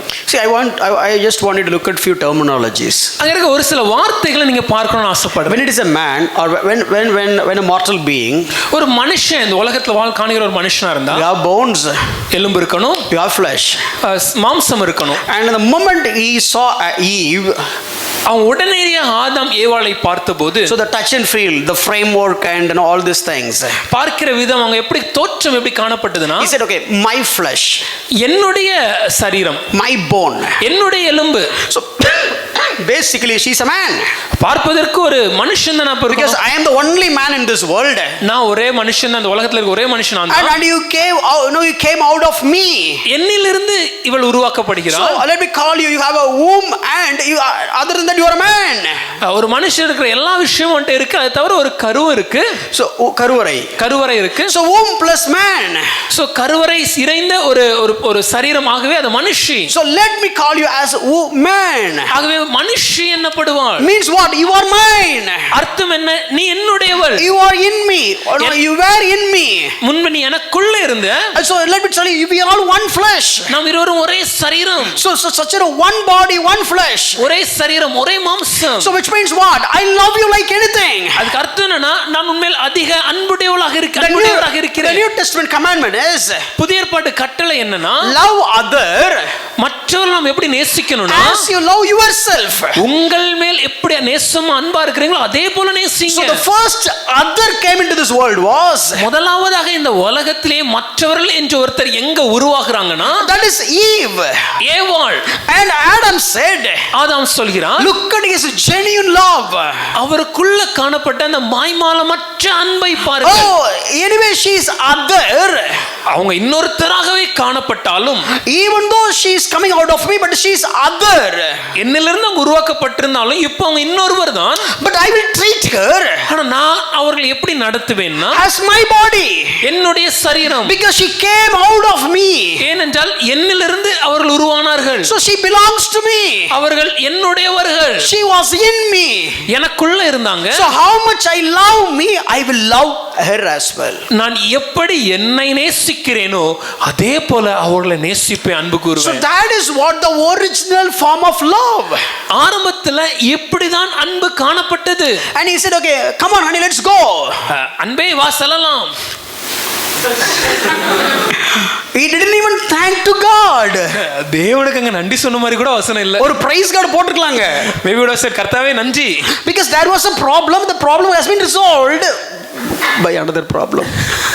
ஒரு பிரச்சனை இருந்துச்சு, அந்த பிரச்சனைக்கான தீர்வு கிடைச்சிச்சு, பட் அதற்குள்ளே ஒரு சின்ன பிரச்சனை. வேண்டாம் அப்படி சொல்ல. So there was a problem, the problem has been resolved. ஒரு பிரச்சனை இருந்துச்சு, இப்போ அதுக்கு தீர்வு உண்டாயிடுச்சு. The world, the greatest, the first evermost problem the world had faced is being alone. இந்த உலகத்திலே காணப்பட்ட முதலாவது மிகப்பெரிய சவால் என்னன்னா தனிமையா இருப்பது. வேற எந்த பிரச்சனையும் அது வரைக்கும் இல்ல. The entire universe there were no problems. இதுவரைக்கும் வேற எந்த பிரச்சனையும் இந்த முழு பிரபஞ்சத்திலும் இல்லை. So the very first problem, முதலாவது காணப்பட்ட பிரச்சனை, and God resolved that problem. தேவன் அதை இப்பொழுது தீர்த்து விட்டார். Whose problem it was? யாரோட பிரச்சனை அது? The problem of Adam. ஆதாமுடைய பிரச்சனை. So God resolved the very first problem of Adam, but look at his gratefulness. ஆதாமுக்கு காணப்பட்ட முதலாவது பிரச்சனையை தேவன் தீர்த்து விட்டார். ஆனால் அந்த இடத்துல ஆதாமுக்கு இருந்த நன்றி உணர்வை பாருங்க. என்ன சொன்னாங்க உடனே? What did he say? Praise God. தேவனே உமக்கு நன்றி. Thank you God. ஸ்தோத்திரம் ஐயா. What a wonderful wisdom. எவ்வளவு அருமையான ஞானம் உமக்கு. I thought when I felt sleepy something is different. அப்படி ஆழ்ந்த உறக்கத்துல இருக்க வித்தியாசமான Oh, ஒன்று. you given me anesthesia. எனக்கு அனஸ்தீசியா கொடுத்துட்டீங்க. And you taken me the rib out. என்னிடத்துல இருந்து எலும்பு எடுத்து And you closed the passage. அந்த இடத்தை அடைச்சிட்டு No pain. வலி இல்ல. I don't know what kind of, I mean, like, you know, what kind of medication you used for the blood clotting. அந்த ரத்தம் கெட்டுறதுக்கு என்ன விதமான காரியங்களை நீங்க செஞ்சீங்க? I don't know what material you used for stitching. என்ன விதமான மருத்துவம் அந்த தையல் போடுவதற்கு? And suddenly I saw a good looking woman. திரும்ப ஒரு அழகான அருமையான ஒரு பெண். Good looking woman. அருமையான அழகான பெண். Wonderful God. எவ்வளவு அருமையான தேவன். Struck. ஐயா சிலிர்க்க வைக்குது. Praise God. கர்த்தருக்கு நன்றி. அப்படிலாம் சொல்ல. Adam didn't say anything. கிடைச்ச உடனே கையை பிடிச்சு கூட்டி போய்ட்டான். The moment he got Eve, took her by himself and he left. As if every father is waiting outside when the daughter is going along with her husband. எப்படி இருக்குன்னா, பொதுவா எல்லா தகப்பன்மாரும் அந்த திருமணம் முடியும் போது அவங்க பொண்ணை மாப்பிள்ளையோட அனுப்பி வைக்கிற ஒரு படலம் மாதிரி இருக்கு. அங்க கிளம்பு அப்படிமாங்க. When she's leaving and they'll be having that. அவர் கார்ல ஏறதுக்கு அப்புறம்ப்பா நாளைக்கு என்ன plan? So here this guy went. இந்த ஆதாம் கிளம்பி விட்டார். That much love towards Eve. அந்த அளவிற்கு ஏவாள் மேல ஒரு அன்பும் காதலும். But look at what happened to that love. ஆனா அந்த அன்பு எப்படி மாறிடுச்சு? When sin entered, பாவம் வந்தபோது, Genesis chapter 2 verse 23, sorry, Genesis chapter 3 verse 12, ஆதியாகமம் 3ஆம் அதிகாரம் 12வது வசனம், man said, மனுஷன் சொல்றாங்க, this woman, இந்த பெண், இந்த ஸ்திரீ, this woman, இந்த ஸ்திரீ, she is the reason for everything. இந்த ஸ்திரீ தான் எல்லாத்துக்கும் And காரணம். not only she is the reason, இந்த ஸ்திரீ மாத்திரம் இல்ல, you know why I have lost my glory, என்னுடைய மகிமையை நான் ஏன் இழந்தேன் why தெரியுமா? I have lost my honor, என்னுடைய கனத்தை ஏன் இழந்தேன் why I தெரியுமா? have lost the image and likeness of God. தேவனுடைய சாயல்ல படைக்கப்பட்டிருந்ததை நான் ஏன் இழந்தேன் Who தெரியுமா? is the reason? என்ன காரணம்? Who is the reason? என்ன காரணம்? This woman is the reason. இந்த ஸ்திரீயே காரணம். Not only this woman, இந்த ஸ்திரீ the மாத்திரமல்ல, one who has given that woman is the reason. இந்த ஸ்திரீயை கொடுத்தவரே காரணம். So look at earlier, he was having a genuine love. இதுக்கு முன்னாடி அவருடைய அன்பு மாயமற்றதாக உண்மையா இருந்துச்சு. Now there was a problem. ஆனா இப்போ ஒரு பிரச்சனை வந்துடுச்சு. And he said, whom you gave to be with me. நீர் எனக்கு கொடுத்த இந்த ஸ்திரீ, But because of her, I lost everything. நீர் கொடுத்த இந்த ஸ்திரீனால நான் எல்லாத்தையும் இழந்து விட்டேன். What happened to your original love? அப்படின்னா ஆரம்பத்துல இருந்த அந்த அன்பு எங்க போச்சு? What happened to that original love? அந்த ஆரம்ப அன்பு எங்கே போனது? Let me tell you, now sin has entered in his life. ஐயா, பாவம் இப்பொழுது ஆதாமுடைய வாழ்க்கைக்குள் இருக்கிறது. Still, he was the flesh of the flesh. இப்பவும் ஏவாள் எலும்பின் எலும்பு மாம்சத்தின் மாம்சம் தான். Still, no, they were one flesh. இன்னும் ஒரே சரீரம் தான். And they given birth to children. அதன் பின்பு குழந்தைகளை அவங்க பெற்றெடுத்தாங்க. They lived together. இணைந்து தான் வாழ்ந்தாங்க. No, 900 plus years. 900 வருடத்திற்கு அதிகமாக. But still, that love was not the genuine love. ஆனாலும் அந்த அன்பு மாயமில்லாத அந்த உண்மையான அந்த அன்பாக இல்லை. Adam was not love Eve as he loved himself. தன்னை எப்படி ஆதாம் நேசித்தானோ அப்படியான ஒரு அன்பை அவங்களால ஏவாளுக்கு காண்பிக்க முடியல. There was a selfishness came into that love. அந்த அன்பிற்குள்ள ஒரு சுயநலம் உண்டாகிறது. They lived together. இணைந்துதான் இருந்தாங்க. They worshipped together. இணைந்து ஆராதிச்சிருக்கணும். They begotten children. குழந்தைகளை பெற்றெடுத்தாங்க. But still, ஆனாலும் Adam mindset is, she is the reason I lost my honor and glory. ஆதாமுடைய மனதில் இருந்த காரியம் என்னன்னா, நான் என்னுடைய மகிமையை இழந்ததற்கு காரணம் இந்த பெண். And she said, அந்த பெண் சொல்லும்போது, how come Adam you said this to me? ஆதாமே நீங்க எப்படி இப்படி என்ன சொல்லலாம்? You know how much I have loved you. நான் எப்படி உங்களை நேசிச்சேன் தெரியுமா? But this is a disappointment. This is a disappointment. ஆனா நீங்க எங்களை ஏமாற்றிட்டீங்களே. I never expected this statement from you. இப்படிப்பட்ட ஒரு காரியத்தை வசனத்தை நீங்க என்ன பார்த்து சொல்லுவீங்கன்னு எதிர்பார்க்கல. When God came, how can you say that I am the one, I am the reason for everything? தேவன் வந்து கேட்டோன்னா நான் தான் காரணம். ஐயா எப்படி சொல்ல மனசு Don't வந்துச்சு? you know that the serpent deceived me? உங்களுக்கு தெரியாத இந்த சர்ப்பம் தான் என்னை It is வஞ்சித்தது. because of the serpent I got deceived. ஐயா இந்த சர்ப்பத்தினால தான் நான் It வஞ்சிக்கப்பட்டேன். is not my mistake. என் தவறு அல்ல. I have got deceived. நான் வஞ்சிக்கப்பட்டேன். I have not erred. ஐயா நான் தவறு செய்யலையா? But I got deceived. நான் ஏமாற்றப்பட்டேன். If you really love me, உண்மையாவே நீங்க என்ன நேசிச்சிருந்தீங்கன்னா, if you really treat me as you are bone of bone and flesh of flesh, how can you blame me? உண்மையாகவே நீங்கள் என்ன உங்களுடைய சரீரத்தின் சரீரமும் உங்களுடைய எலும்பின் எலும்புமா நீங்க நடத்தி பாவிச்சிருந்தீங்கன்னா என்னை எப்படி குற்றம் சொல்லலாம்? How come you simply told God that I am the reason? எப்படி நீங்க டக்குன்னு தேவன் வந்தோடனே இந்த பெண் தான் காரணம் என் மேல பழி போடலாம்? She perceived rejection. அவங்க நிராகரிப்பை பெற்றுக்கொண்டாங்க. Rejection is basically absence of love. இந்த நிராகரிப்புனா என்னன்னா, புறக்கணிப்புனா என்னன்னா, அன்பு இல்லை, அதனுடைய வெளிப்பாடு தான். They went out of the garden together. அந்த ஏதேன் தோட்டத்தை விட்டு சேர்ந்து தான் வெளியே போனாங்க. Their actions, they went out together. அவங்க செஞ்ச செயலை சொல்றேன். அவங்க இணைந்து வெளியே செல்றாங்க. They lived together. இணைந்து வாழ்ந்தாங்க. They knew each other. When Adam knew Eve and begotten children. அவங்க ஒருவரை அறிந்தார்கள். ஆதாம் ஏவாளை அறிந்து பிள்ளைகளை பெற்றெடுத்தார்கள். When the first baby came, முதல் குழந்தை பிறந்தபோது, have you ever read Eve looked at Adam? Adam, look at, I became a mother. Thank you. குழந்தை பிறந்த உடனே ஏவாள் ஆதாமே ரொம்ப அருமை, பாருங்க நான் அம்மா ஆயிட்டேன்னு சொல்லி உமக்கு நன்றி அப்படி சொல்லி எல்லாம் பார்க்க முடியாது. Did Eve appreciate Adam or did Eve share her happiness for being a mother with Adam?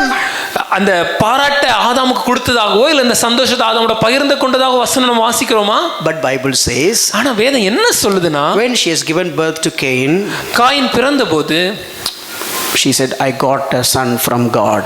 நான் தேவனாலே ஒரு குமாரனை பெற்றேன். Of course, she would have expected this is the son what God has promised in Genesis 3:15, but whatever it is, but you don't read the name of Adam. ஒருவேளை இதுல பார்க்கும்போது ஆதியாகமம் 3:15 வசனத்துல தேவன் வாக்குத்தத்தம் பண்ணின அந்த குமாரன் என்று அவர்கள் நினைத்திருந்திருக்கலாம். அது இப்படி இருக்கட்டும். ஆனா ஆதாமோட அவர்கள் பேசின மாதிரி நம்ம எதுவும் வாசிக்கிறது இல்லை. அதன் பின்பு ஆதாம நேசிச்சதை விட இப்போ எனக்கு இது என்னோட assumption. Now she's got so excited about the baby. ஒரு கற்பனையாக புரிவதற்காக ஆதாம் the way she loved Adam அதை விட அதிகமாக இப்பொழுது அந்த குழந்தைய சந்தோஷமா பார்க்க ஆரம்பிச்சிட்டாங்க. I got a son. எனக்கு ஒரு குமாரனை பெற்றேன். From God. தேவனிடத்திலிருந்து பெற்றேன். Oh, my shame will be gone. என்னுடைய அவமானம் மாறிவிடும். Hey, what about Adam? அப்ப ஆதாம் என்ன? போடா உங்க அப்பா பண்ணதுக்கு நீ வந்திருக்கடா, நீ தான் எனக்கு ஆறுதல். It's okay for whatever mistakes that your father had done and put me down. இந்த உலகத்துல வேற யார் இருக்கா எனக்கு? Whom else other than you? God. தேவன். And you. அதன் பின்பு என் மகன். Where is Adam? ஆதாம் எங்கே? There was no mention. எந்த காரியங்களும் குறிப்பிடப்படவில்லை. I am not built any doctrine top of it. இதிலிருந்து புதுசா அந்த சத்தியத்தை நான் உருவாக்கல. But my point is, ஆனா என்ன சொல்ல வரேன்னா, they lived together. இணைந்து தான் வாழ்ந்தாங்க. They did all together. எல்லாம் சேர்ந்து தான் செஞ்சாங்க. But still, ஆனாலும் the genuineness of love had gone. அந்த ஆரம்பத்தில் இருந்த அந்த மாயமற்ற அந்த அன்பு தொலைஞ்சு போச்சு. I'll just show you one more incident. இன்னொரு எடுத்துக்காட்டை காண்பிக்கிறேன். Two brothers, the first two brothers. முதலாவது காணப்பட்ட அந்த ரெண்டு சகோதரர்கள். The first born of the world, Cain. உலகத்திலே பிறந்த முதல் மகன் coin. The first one who came to worship God, Cain. முதலாவதாக தேவனை ஆராதிக்க வந்தவன் coin. The first one who got the sibling, the privilege of having sibling, Cain. ஒரு சகோதரன் என்க பாக்கியத்தை முதலாவதாக பெற்றவன் இந்த coin. And the very first one, the elder son, that firstborn privilege, God Cain. அந்த முதற் பேரான மகன் அல்ல மூத்த குமாரன் என்ற பாக்கியத்தை பெற்றவன் இந்த காயின். That responsibility, அதனோடு வருகிற கடமை, that privilege, அந்த பாக்கியம், that blessing, அந்த ஆசீர்வாதம், it's all the good man, the first one, Cain. இது எல்லாமே முதலாவதாக காயினுக்கு கிடைத்தது. But look at how did Cain lived, how did what kind of love he had. ஆனா இந்த காயினுக்கு இடத்துல எப்படிப்பட்ட ஒரு அன்பு இருந்துச்சுன்னு பாருங்க. They both came to worship. ரெண்டு பேரும் தேவனை ஆராதிக்க வராங்க. Abel just simply watching his brother. ஆபேல் தன்னுடைய சகோதரனை கவனித்திருக்க வேண்டும். So Cain got the privilege of just coming and just worshiping God for the very first time in the universe. முதலாவதாக இந்த உலகத்துல காயின் தான் தேவனை ஆராதிக்க காணிக்கையோடு வருகிறான். And Abel is just a copycat. ஆபேல் அதை பார்த்து அப்படி அவனும் செய்கிறான். What he is doing? அண்ணா என்ன செய்றாரு? Oh, he is giving something to God. தேவனுக்கு ஏதோ கொடுக்கறாரு. Oh, let me also do something for God. அப்ப நானும் ஏதோ தேவனுக்கு கொடுப்பேன். And look at the father's business has been given to Cain as a privilege. தகப்பன் செய்த அந்த தொழில் இப்பொழுது மூத்த குமாரனாகிய காயினுக்கு ஆசீர்வாதமாக கொடுக்கப்பட்டது. And Abel is looking at this cattle. ஆபேலோ ஆட்டு மந்தைகளை தொழுவத்தை மேய்த்துக் கொண்டிருக்கிறார். You know the story. கதை நமக்கு நல்லா தெரியும். He brought the best. சிறந்ததை கொண்டார். God accepted Abel and his offering. தேவன் ஆபேலையும் அவன் காணிக்கையும் அங்கீகரித்தார். God didn't accept Cain and his offering. தேவன் காயினையும் அவன் காணிக்கையும் அங்கீகரிக்கவில்லை. Offering is not the key. ஐயா கொண்டு வந்த காணிக்கைங்க முக்கியம் இல்ல. Of course there is a doctrine behind that, but still அதன் பின்பாக ஒரு சத்தியம் இருக்கிறது எனக்கு புரிகிறது. But God is looking at the person who is giving the offering. ஆனா முதலாவதாக தேவன் காணிக்கை கொண்டு வந்த அந்த மனிதனை பார்க்கிறார். So he accepted Abel. ஆபேலை அங்கீகரிக்கிறான். He didn't accept Cain. ஆனா coin அங்கீகரிக்கல. Now what Cain could have done if he is really having a genuine love with his brother? உண்மையாகவே தன்னுடைய சகோதரனோட ஒரு மாய்மாலமற்ற அன்பு இருந்துச்சுன்னா இப்போ காயின் என்ன செஞ்சிருக்கணும்? I said one statement earlier, right? நான் முதலாவது ஒரு காரியத்தை சொன்னேன். If you have the genuine love, உண்மையான அன்பு இருந்துச்சுன்னா honor to your brother first. உங்க சகோதரருக்கு முன்னுரிமை கொடுங்கள். Give preference to the brother first. உங்க சகோதரனுக்கு முக்கியத்துவம் கொடுங்கள். Here Cain would have celebrated. இங்க Cain would have celebrated because God honored Abel. தேவன் ஆபேலை அங்கீகரித்ததுனால காயின் சந்தோஷப்பட்டு கொண்டாடி இருக்கணும். If he has the brotherly love, உண்மையான சகோதர அன்பு இருந்தா அப்படிதான் நடந்திருக்கணும். okay, even though I got failed, ஒருவேளை நான் கொண்டு போன தேவன் அங்கீகரிக்கல, but still you got the method. ஆனா எப்படி கொடுக்கணும்னு இப்ப புரிஞ்சிடுச்சு. Oh, I do understand. எனக்கு புரியுது. Oh, you teach me. நீ எனக்கு சொல்லி கொடுங்க. Wow, God accepted you. தேவன் ஆபேலை அங்கீகரித்தாரே. My God has accepted the offering for the very first time, and that is went from my own brother. என் தேவன் முதலாவதாக ஒரு காணிக்கை அங்கீகரித்தார் என்றால் அது என் சகோதரன் கொண்டு வந்த காணிக்கை அல்லவா? My brother did it. என் சகோதரன் செஞ்சானே. Come on, I will love you. ஆபேலை நான் உன்னை நேசிக்கிறேன். You are blessed. நீ ஆசீர்வாதமானவன். I'm so happy to have a brother like Abel. ஆபேலே உன்னை போல உனக்கு ஒரு தம்பி ஒரு சகோதரன் எனக்கு கிடைச்சிருக்கிறது எவ்வளவு பெரிய பாக்கியம். Genuine love was not there in the heart of Cain. ஆனால் காயினோட இருதயத்துல இப்படிப்பட்ட உண்மையான மாய்மாலமற்ற அன்பு இல்லை. Genesis chapter 4:8. ஆதியாகமம் 4:8. Cain spoke to Abel his brother. Cain தன் சகோதரனாகிய ஆபேலோடு பேசினான். என்ன பேசிருப்பான்னு நினைக்கிறீங்க? என்ன பேசிருப்பான்னு நினைக்கிறீங்க? வா உன்னை போட்டு தள்ள போறேன். Will he say I'm going to kill you? எங்க கூட்டி போனாங்க பாத்தீங்களா? Look at where he had taken his brother. Cain spoke to Abel his brother. ஆபேலோடு அவன் சகோதரனாகிய ஆபேலோடு பேசுகிறான். And they were in the field.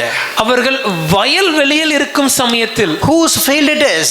யாரோட வயல் அது? Who is taking care of the ground? யாரு நிலத்தின் காரியங்களை பார்த்து கொண்டிருப்பது? யாரு? Cain. அப்போ ஆபேல அவன் இடத்துல இருந்து எங்க கூட்டி போறான்? He just spoke to Abel. Abel, come to my field and see how God has blessed me. I would like to show, I want to show, and I would like to give some good fruits. Why don't you come and let's have fellowship? இந்த இடத்துல பார்க்கும்போது மிக தெளிவாகவே Cain, who is actually the one who is still tilting the ground, he brings Abel from his place to Cain's own place in the field, and then he would have said, ஆபேலே அண்ணனாகிய காயினோட இடத்திற்கு வா, தேவனை ஆசீர்வதித்ததை பார், எவ்வளவு விளைச்சல் இருக்கிறதெல்லாம் பாருன்னு சொல்லி அவனை அழைத்திருக்க வேண்டும். His words and his actions are not having the consistency. அவனுடைய வார்த்தைக்கும் அவன் செஞ்ச செயலும் அது தொடர்போடு இல்லை. We have a lot of juice in this verse. இந்த ஒரு வசனத்துல நிறைய சாறு இருக்கு. Each and every word you can study. ஒவ்வொரு வார்த்தையுமே நம்ம எடுத்து படிக்கலாம். I'll just give a glimpse. ஒரு சின்ன முன்ருசிக்கா சொல்றேனே. Cain spoke to Abel his brother. Cain தன் சகோதரனாகிய ஆபேலோடு பேசினான். But Cain was the to be murderer of his brother. ஆனா பின்னாடி பார்த்தீங்கன்னா இந்த காயின் தான் தன் சகோதரன் ஆபேலை கொலை செய்தவனா. Are you a murderer or are you a brother? ஐயா கொலைக்காரரா இருக்கிறோமா இல்ல சகோதரனாக இருக்கிறோமா? I am brother come murderer. நான் சகோதரன் தான் ஆனா கொலைக்காரனும் நான் தான். I am a brother come killer. சகோதரன் நான் தான் ஆனா கொலையாளி நான் தான். But look at Abel's mentality. ஆனால் ஆபேலோட இருதயத்தை பாருங்க. When Cain was asking him, okay, come let's go. Coin என்னை வயலுக்கு போவன் அழைத்தபோது he believed that word. அந்த வார்த்தையை நம்பி he thought what is coming out and what is in both are same. ஆபேல் என்ன நினைச்சிருக்கோம்னா வாயில வரக்கூடிய வார்த்தையும் மனசுல இருக்கக்கூடிய எண்ணமும் ஒன்றா இருக்கும்னு நினைச்சிருக்கணும்.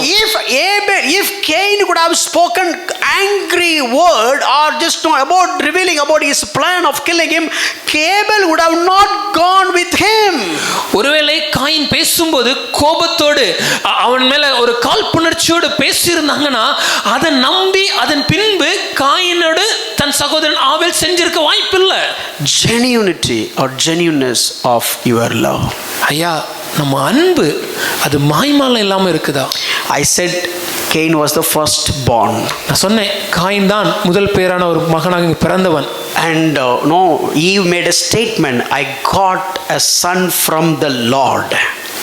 ஏவாள் சொல்லும்போது நான் தேவனிடத்திலிருந்து ஒரு குமாரனை பெற்றேன் என்கிறார்கள். And Cain has the privilege of being an elder one, the very first elder one. அந்த மூத்த குமாரன், அந்த மூத்த ஒரு மனிதன் என்ற ஸ்லாக்கியத்தை பெற்ற முதல் மனுஷன் இந்த coin. And Cain has the privilege of having the sibling for the very first time. முதலாவதாக சகோதரன் என்ற ஒரு ஸ்லாக்கியத்தை பெற்றவரும் இந்த காயின் தான். And Cain was the very first one, he came to worship the Lord. முதலாவதாக தேவனை ஆராதிக்க வந்தவனும் இந்த காயின் தான். And the Cain was the first murderer of the human race. இந்த மனித வரலாற்றிலேயே முதல் கொலைக்காரனும் இந்த காயின் தான். Reason is காரணம் என்னன்னா hypocrisy in his love.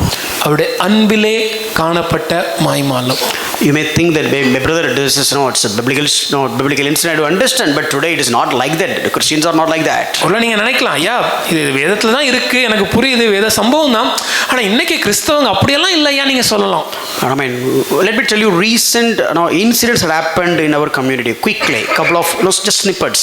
ஒரு சில சம்பவங்கள் நம்முடைய கிறிஸ்தவ சமுதாயத்துல நடந்தது. No, the society, not our community. மன்னிக்கவும், நம்முடைய சமுதாயம், கிறிஸ்தவ சமுதாயம், பொதுவாக நம்முடைய சமுதாயத்துல நடந்த ஒரு சில சம்பவங்களை உங்களுடன் பகிர்ந்து கொள்கிறேன். Recently, one son had killed his dad by using a snake to claim the insurance money that the father had.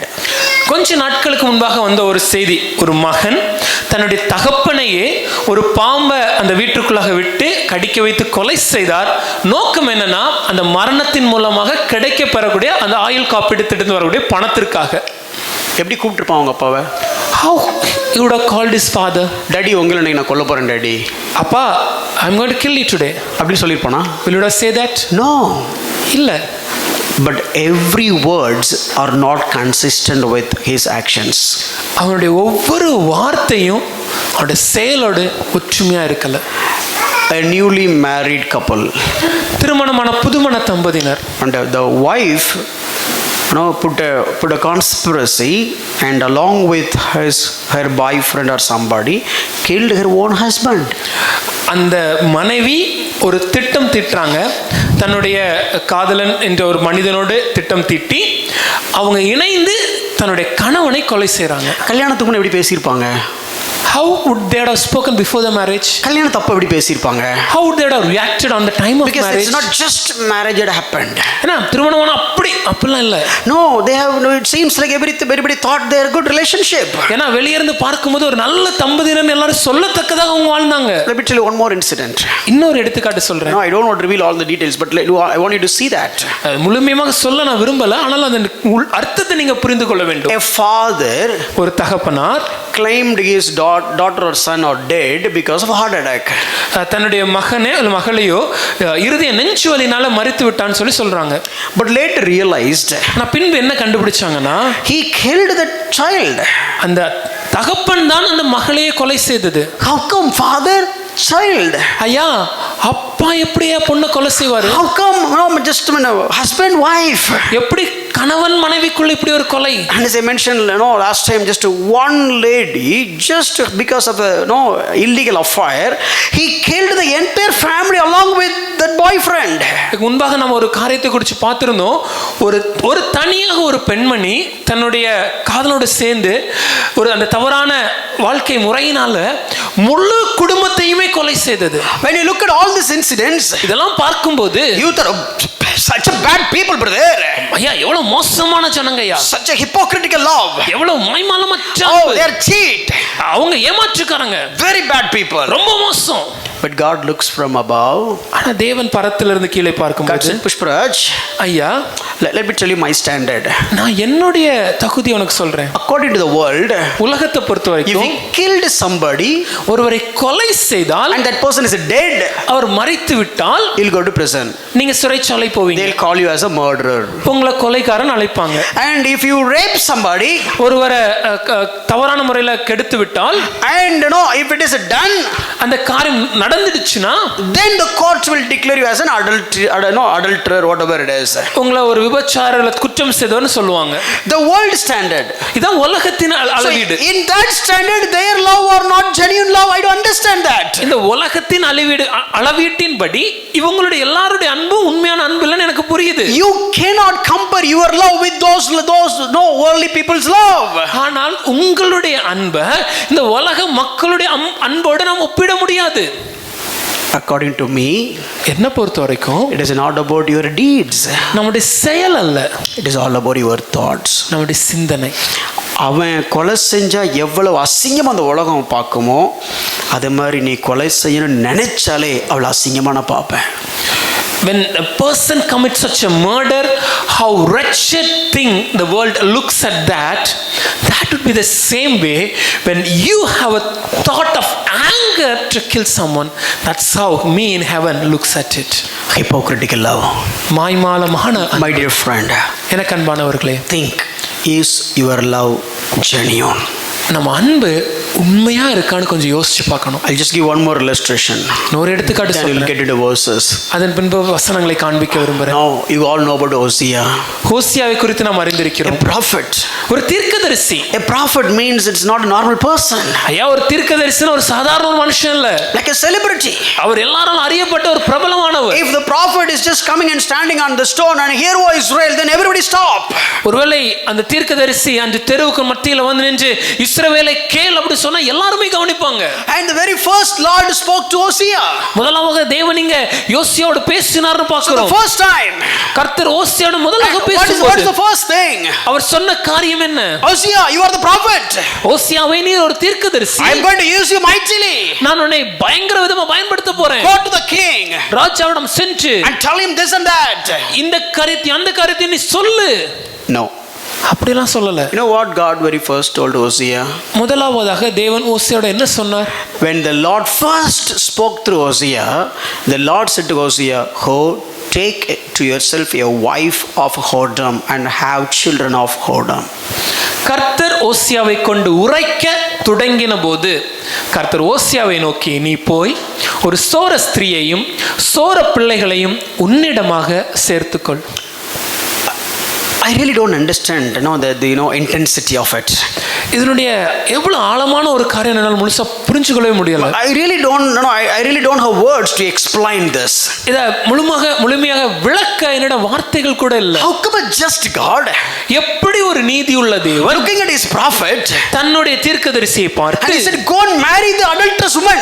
அந்த சோர ஸ்திரியை சேர்த்துக்கொள்னு சொல்றாரு. Not only marry the woman, ஐயா, அந்த ஸ்திரியை திருமணம் செய்வது மாத்திரமல்ல, having children.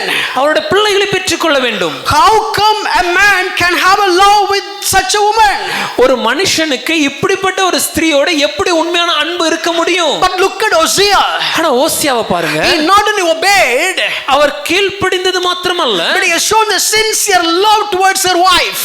அந்த தன் மனைவியிடம் காண்பித்த அந்த அன்பில் எப்படிப்பட்ட ஒரு உண்மை, ஒரு மாய்மாலமற்ற அன்பு. How do I say that? ஏன் அப்படி சொல்றேன்? This woman, அந்த பெண்மணி not even understand the greatest ever prestigious life that she has received. தான் பெற்றுக்கொண்ட மிக சிறந்த உன்னதமான இந்த வாழ்க்கை என்ன என்பது புரியாமல், A harlot woman ஒரு விபச்சார ஸ்திரீ became a wife of a holy man. இப்போ ஒரு பரிசுத்தவானின் மனைவியாக மாறுகிறார்கள். See, this is nobody will respect her. இதுக்கு முன்னாடி யாருமே உங்களை மதிக்க மாட்டாங்க. How they will treat that adulterous woman, you know the story. உங்களுக்கு நல்லா தெரியும் அந்த காலத்துல ஒரு விபச்சார பெண்மணி எப்படி நடத்துவாங்கன்னு. Even in the Gospel of John, யோவான் சுவிசேஷத்தை பார்க்கும்போது when they found a lady who was caught in adultery, ஒரு விபச்சாரத்துல கையும் களவுமா பிடிக்கப்பட்ட ஒரு பெண்மணி அவங்க கண்டபோது, they are not treating her like a woman. ஒரு பெண்ணாகவே அவங்கள நடத்தலையே. They will treat like an animal. ஒரு விலங்கை போல. And just throwing her in front of Jesus Christ. இயேசுவுக்கு முன்னாடி இழுத்து கொண்டு வந்து, Come on Jesus, what are you telling? இயேசுவே நீங்க சொல்லுங்க. Can we throw the stones? கல்லறிவோமா? இருடா, அவர் என்ன சொல்றாரு பார்க்கலாம். Hey, wait, let's wait what Jesus says. So you are going to ask us to forgive. என்ன மன்னிக்க சொல்ல போறீங்களா? She has been red handed, we caught her up. கையும் களவுமா நாங்கள பிடிச்சிருக்கோம். Come on, take the stone, kill her. கல் எடுங்க, எரிஞ்சு கொல்லுவோம். This is, according to them, it is a very modern culture. அவங்கள பொறுத்தவரைக்கும் இது ஒரு சாதாரணமாக அவங்களுடைய கலாச்சாரத்துல காணப்பட்ட ஒரு பகுதி. நவீனம் அவங்கள பொறுத்தவரைக்கும் இது. That is a modern culture. If you rewind, go to Hosea days. இன்னும் கொஞ்சம் பழைய காலத்துக்கு முன்னாடி செஞ்சு பாத்தீங்கன்னா யோசியாவின் நாட்கள். And she was a prostitute. She is known as a prostitute. இவள் விபச்சாரி மாத்திரமல்ல, எல்லாராலும் விபச்சாரி என்று அறியப்பட்டிருந்தாள். She in New Testament she is caught red-handed. புதிய ஏற்பாட்டில் பார்க்கும்போது அந்த விபச்சாரம் செய்த பெண்மணி பிடிக்கப்பட்டாள். அப்படியே ஒரு டவுட் இருந்துட்டே இருந்திருக்கு. But they still have a doubt. Maybe, may not be. இருக்கலாமா இல்லையா? We don't have evidence, yeah. ஐயா அதுக்கு சாட்சியம் இல்லையே. Let's wait. One day we find a red-handed, then only we can take actions. ஒரு நாள் கைங்களமா நீங்க மாட்டுவாங்க, அன்னைக்கு நம்ம காரியத்தை செய்வோம். Hundreds of years before, ஆனா நூற்றுக்கணக்கான வருடம் முன்பு everybody knows that he was a harlot. எல்லாருக்கும் தெரியும் இவள் ஒரு விபச்சாரஸ்திரீ. Everybody knows that he was a prostitute. எல்லாருக்கும் தெரியும் இவள் ஒரு வேசித்தனம் செய்த ஸ்திரீ.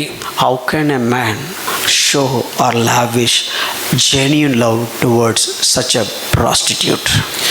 எப்படி ஒரு மனுஷன் இப்படிப்பட்ட ஒரு பெண்மணிக்கு, ஒரு விபச்சாரத்தில் இருக்க பெண்மணிக்கு அன்பு செய்ய முடியும்? God said, தேவன் சொன்னார். God said, தேவன் சொன்னார், go and marry her. நீ போய் அவளை சேர்த்துக்கொள். The same God said us, அதே தேவன் தான் நம்மிடம் சொல்றார், love your brother. உங்கள் சகோதரரை நேசியுங்கள். Hosea didn't say that, God, by the way, can you just spell out the name and the street? The name you said she was a prostitute, I think. தேவனே, ஓசியா தேவன்கிட்ட போயிட்டு, தேவனே ஒரு விஷயம் கூட சரியா சொல்றீங்களா? அந்த தெரு பேரு, அந்த பெண் பேரு, நீங்க சொன்ன பேரை கொஞ்சம் யோசிச்சு பார்த்தா அந்த விபச்சார பெண் போலெல்லாம் இருக்கு. God said, go and marry her. தேவன் சொன்னார், நீ போய் அந்த ஸ்தோர ஸ்திரியை சேர்த்துக்கொள். Is it fine? Is it done? ஐயா அது சரியா இருக்குமோ, ஒத்துக்கிட்டாகுமா? Is it over? இல்ல முடிஞ்சிருச்சா? No. Have children with her. இல்ல அவளோடு சேர்ந்து பிள்ளைகளை பெற்றுக்கொள். Okay. சரி ஆண்டவரே. And let me take it to the next level. இதுக்கு அடுத்த லெவலுக்கு அதை எடுத்து, if I am the Gomer, ஒருவேளை நான் அந்த பெண்மணியாக கோமரா இருந்திருந்தேன், if no I married Hosea, நான் ஓசியாவை திருமணம் செஞ்சேனா, I would have been like a dog with all my gratefulness, because I never ever expected such a privilege. என் வாழ்நாள் முழுவதுமாகவே ஒரு நன்றி உணர்வோடு, எப்படி ஒரு நாய் நன்றி உணர்வோடு இருக்குமோ அதை விட அதிகமான நன்றி உணர்வோடு அவர் வாழ்க்கை ஃபுல்லா ஓசியாவோட நான் வாழ்ந்தேன். See, this happened in the first chapter of Hosea. ஓசியா முதலாம் அதிகாரத்துல நம்ம இந்த கதையை வாசிக்கிறோம். But immediately if you look at the third chapter, ஆனா நீங்க மூன்றாம் அதிகாரத்துக்கு வந்தீங்கன்னா, the first verse, முதல் வசனம், God said to Hosea, தேவன் மறுபடியும் ஓசியா, go again, love a woman who is loved by another man is an adulteress.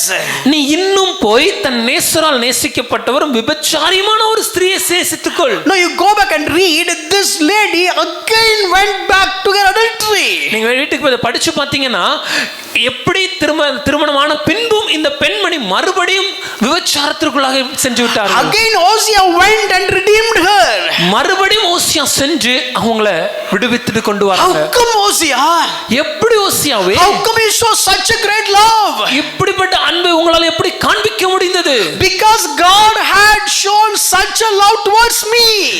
ஏனா என் தேவன் என் மேல் இப்படிப்பட்ட அன்பை காண்பித்தாரே. My dear friend, எனக்கு அன்பானவர்களே, whoever may be your brother, உங்களுடைய சகோதரன் யாராக இருந்தாலும், whoever it may be, யாரா இருந்தாலும் சரி, whatever the mistakes it may be, அவங்க செஞ்ச தவறு என்னதாக இருந்தாலும், whatever the error, என்ன தவறு செஞ்சிருந்தாலும், still they have not done anything worse than this Gomer.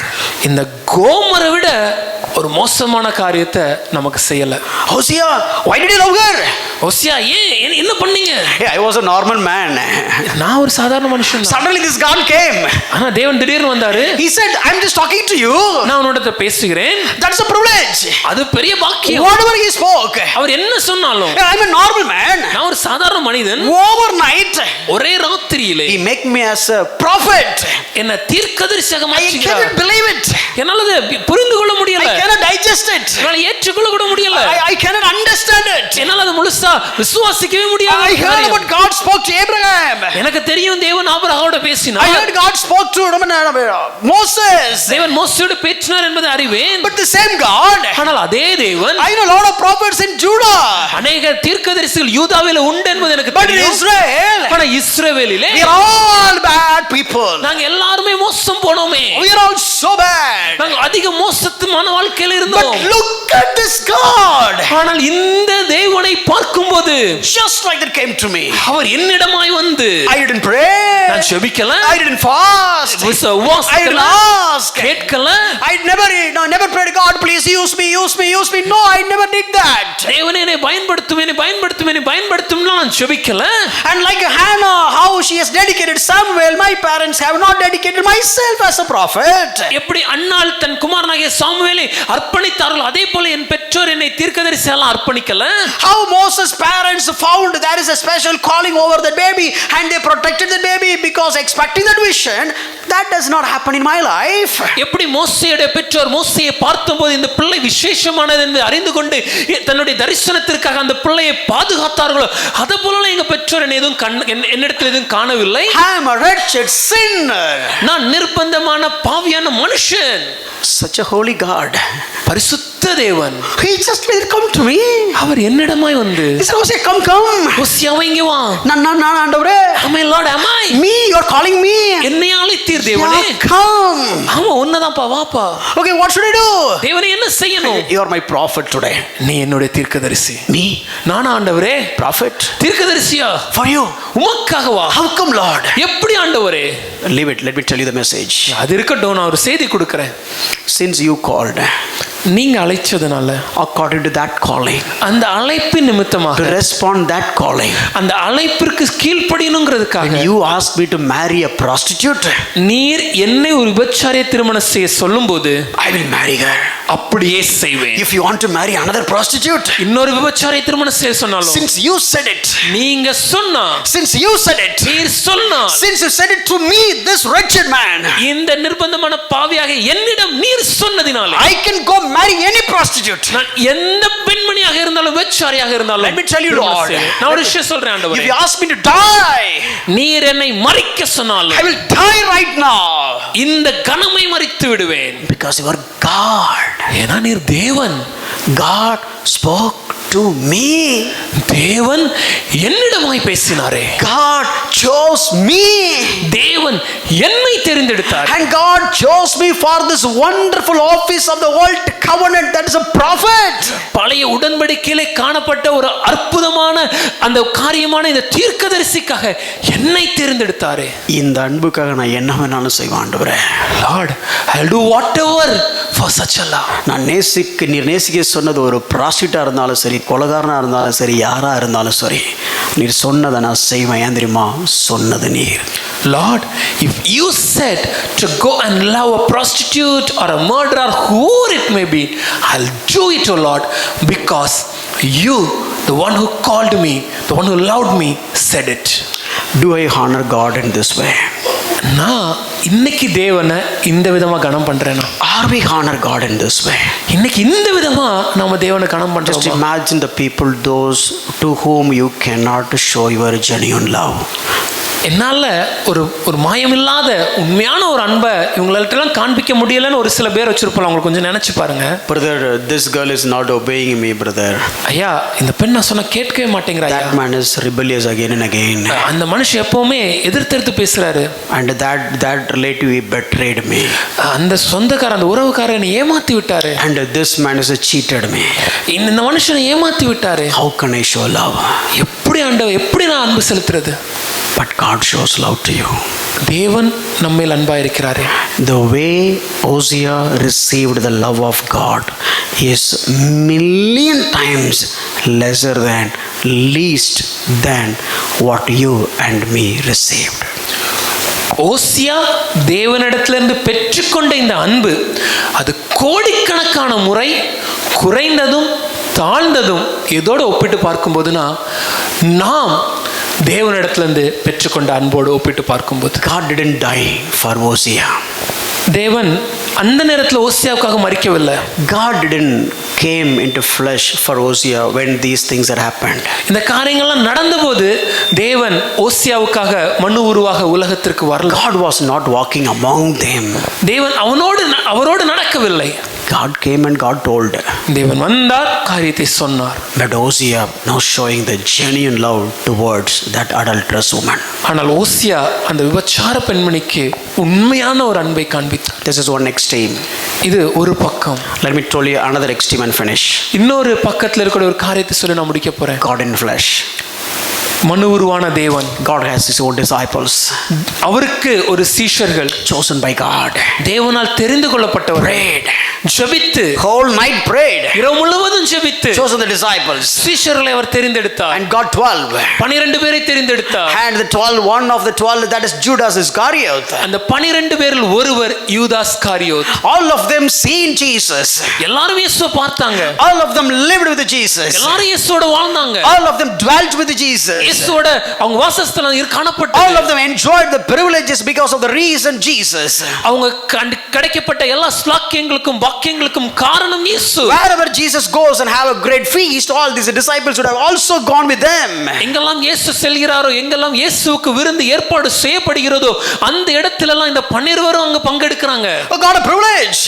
எவ்வளவு பெரிய பாக்கியம். And especially this man is a treasurer of the organization of Jesus Christ. அது மாத்திரமல்ல, இயேசு அந்த காலத்துல செஞ்ச அந்த ஊழியத்துல அவருடைய ஸ்தாபனத்துல கணக்கராக செயல்பட்டது இந்த மனுஷன் தான். A treasure boy.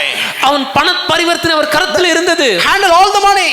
பணப்பை கொண்டு எல்லா பண காரியங்களையும் கையாண்டு கொண்டிருந்தார். Jesus wants to buy some bread. Okay, Judas, take care of it. ஒருவேளை இயேசு அன்று ஒரு இரவுல அப்பம் வாங்கணும் முடிவு செஞ்சார்னா, யூதாசே பார்த்துக்கொள். Because even the last supper Judas has left. ஏனென்றால் நாம் பார்க்கும்போது அந்த கடைசி ராபோஜனத்துல கூட அந்த அப்பம் வாங்குவதற்காக ஆயத்தம் பண்ணுவதற்காக யூதாஸ் சென்றதை பார்க்க முடிகிறது. When they were on the table, this guy has left after Jesus has revealed about his position. அந்த ராபோஜனத்துல அந்த பந்தியில இருக்கும்போது பாதியில யூதாஸ் இயேசு யார் என்னை காட்டி கொடுக்க போகிறான் என்று சொன்ன பின்பு யூதாஸ் கிளம்பினதை வாசிக்கும். But nobody has doubted. ஆனா யாருக்குமே யூதாஸ் மேல சந்தேகம் வரல. Nobody questioned. யாரும் கேள்வி கேட்கல. Because they would have thought, okay, Judas as a treasurer, he would have gone, he would have gone to buy something. ஒருவங்க நினைச்சிருக்கலாம், பணப்பை யூதாஸிடம் தானே இருக்கிறது, ஒருவேளை யூதாஸ் போயிட்டு ஏதோ காரியத்தை வாங்குறதுக்காக போயிருந்திருக்கலாம் என்று. Let me tell you this. நான் ஒரு விஷயத்தை சொல்றேன். Judas is a full of lust of money. Jesus knew that. யூதாஸ் முழுமையாக பண ஆசையுடையவனாய் இச்சையுடையவனாய் இருந்தான் என்பதை இயேசு அறிந்திருந்தார். Even in the earlier days of ministry of Jesus Christ, Jesus quoted here and there. இயேசுவின் ஆரம்ப கால நாட்கள்ல கூட, அவர் ஊழியத்தின் நாட்கள்ல கூட இத சில இடங்கள்ல அவர் உரைக்கிறதை நம்மளால வாசிக்க முடியும். Indirectly quoted. மறைமுகமாக அதை உரைக்கிறார், அதை நம்ம புரிந்து கொள்ள முடிகிறது. And Jesus knew that guy's heart's attitude towards the greed of money. பணத்திற்கு மேலே இருந்தக்கூடிய பேராசை, அந்த மனுஷனுடைய மனப்பான்மை, இதெல்லாம் தேவன் அறிந்திருந்தார். Let me tell you one scripture. ஒரு வசனத்தை காண்பிக்கிறேனே. John chapter 12 verse 4. யோவான் 12:4. So you know that the anointing had happened for Jesus Christ. அந்த இடத்துல இயேசுவை அவங்க அபிஷேகம் பண்ணதை நம்ம பார்க்க முடியும். She broke the ointment and just poured it all and anointed Jesus Christ. அந்த நறுமண தைலத்தை அவங்க உடைத்து அந்த முழுமையாக இயேசுவை அபிஷேகம் பண்ணதை நம்ம பார்க்கிறோம். Everybody is treating this as an act of worship. எல்லாரும் அதை பார்க்கும்போது ஒரு நல்ல ஒரு ஆராதனை என்று பார்த்தபோது one good man came. ஒரு நல்ல மனுஷன் வராரு. Who is that good man? யார் அவரு? Judas Iscariot was the good man. யூதாஸ் காரியத் தான் நல்ல மனிதர். You know what he came and told? அவர் வந்து என்ன சொன்னார் தெரியுமா? Why was this ointment not sold for 300 denarii and given to the poor? Because he loves the poor. இந்த தைலத்தை 300 பணத்திற்கு விற்று தரித்திரத்திற்கு கொடாமல் போனது என்னன்னு சொல்லிட்டு தரித்திரர் மேல அவ்வளவு அன்புள்ளவராக பேசுகிறார். But the very next verse says, ஆனா அடுத்த வசனம் சொல்லுது, not because of he cared about the poor, but because he was a thief. தரித்திரரை குறித்து கவலைப்பட்டு இப்படி சொல்லாமல் அவன் திருடனானபடியினால். Does not Jesus know that he was a thief? ஐயா, இயேசுவுக்கு இவன் திருடன்னு தெரியுமா தெரியாதா? But Jesus never revealed his hypocrisy. ஆனா இயேசு ஒரு இடத்துல கூட இவனுடைய மாய்மாலத்தை வெளியே காண்பிக்கல. Even when everybody was asking, who is going to forsake you? Who is going to forsake you? எல்லாரும் இயேசு இடத்துல, ஐயா உம்மை காட்டி கொடுப்பவன் யார், காட்டி கொடுப்பவன் யார் என்று கேட்டபோது, even that point of time, அந்த சூழ்நிலையிலும் Jesus would have simply said, hey Judas, I know you. இயேசு அங்க சொல்லிருக்கலாம், யூதாஸே நீ அந்த மனிதன், you are going to betray me, right? நீ தானே காட்டி கொடுக்க போகிறாய். Did you not meet the high priest? ஏற்கனவே பிரதான ஆசாரியனை சந்தித்து விட்டாயா? Did you not talk to them and set right the deal for 30 pieces of silver? அவரிடத்தில் சென்று 30 வெள்ளிக்காசுகளை காட்டி கொடுப்பதற்கான ஒரு டீலை நீ போட்டுட்டாயா இல்லையா? Do you know that I don't know all these things? Do you think that I don't know all these things? இதெல்லாம் எனக்கு தெரியாது நினைக்கிறியா? சொல்லிருக்கலாம். God would have said that. சொல்லல. But he didn't. அவனை அவமானப்படுத்தல. God, Jesus did not put him to shame. God didn't show his mistake or revealed his mistake to all the other people. மற்ற எல்லாருக்கும் இவன் செய்கிற தவறு என்ன என்பதை தேவன் அங்கு விளக்கு காண்பிக்கல. Let's stop here. அங்க அப்படியே நம்ம நிறுத்திவிட்டு Think about you and me. நம்ம வாழ்க்கையை கொஞ்சம் யோசிச்சு பார்ப்போமே. We were with Jesus. இயேசுவோட நாம் இருக்கிறோம். Jesus in us. இயேசு நமக்குள்ள இருக்கிறார். We are Christians. நம்ம பேரே கிறிஸ்தவர்கள். But we know what are all the areas we behaved in a hypocrite manner or seems like or likely hypocrite manner. ஆனால் நமக்கு நல்லா தெரியும் நம்ம எந்தெந்த இடங்களில் ஒரு மாய்மாலமான வெளியே ஒரு வாழ்க்கை உள்ள ஒரு வாழ்க்கை வெளியே வித்தியாசமாக காண்பிக்கிறோம், ஆனால் உண்மையான ஒரு மாய்மாலம் நம்ம இருதயத்தில் இருக்குங்கிறது நமக்கு தெரியும். Right from myself to anybody. என்னிலிருந்து இங்கே இருக்கிற எல்லாரையும் சேர்த்து தான் சொல்ல. Nobody claim that I am perfect. I no need another high priest to intercede for me. நம்மள யாராலையுமே ஐயா நான் பூரண ஒரு வாழ்க்கை வாழ்கிறேன், எனக்காக பரிந்து பேசுகிற ஒரு பிரதான ஆசாரியன் எனக்கு தேவையில்லை நம்மளால சொல்ல முடியாது. That is the part of the fivefold gospel. 5 சாராம்சம் என்ற சுவிசேஷத்தில் இது ஒரு பங்கு. He ascended to heaven. Our பரமேறினார், seated at the right hand of the Father. பிதாவின் வலது பாரசில் வீற்றிருக்கிறார். But the gospel had not ended there. ஆனால் சுவிசேஷம் அங்க முடியல. Still he is pleading for me. Why? அவர் எனக்காக பரிந்து பேசுகிறார். Why he is pleading? ஏன் பரிந்து பேச What is the வேண்டும்? need? என்ன காரணம்? After the cross, சிலுவை முடிந்தாயிற்று, after the bloodshed, அவரின் இரத்தம் சிந்தப்பட்டாயிற்று, after the resurrection, உயிர்த்தெழுதல் முடிந்தாயிற்று, oh my past sins have been forgiven, என்னுடைய கடந்த கால பாவங்கள் எல்லாம் தீர்க்கப்பட்டாயிற்று, and all my sins will be clean according to based on his blood. என்னுடைய சகல பாவங்களும் இரத்தத்தினாலே கழுவப்படுகிறது.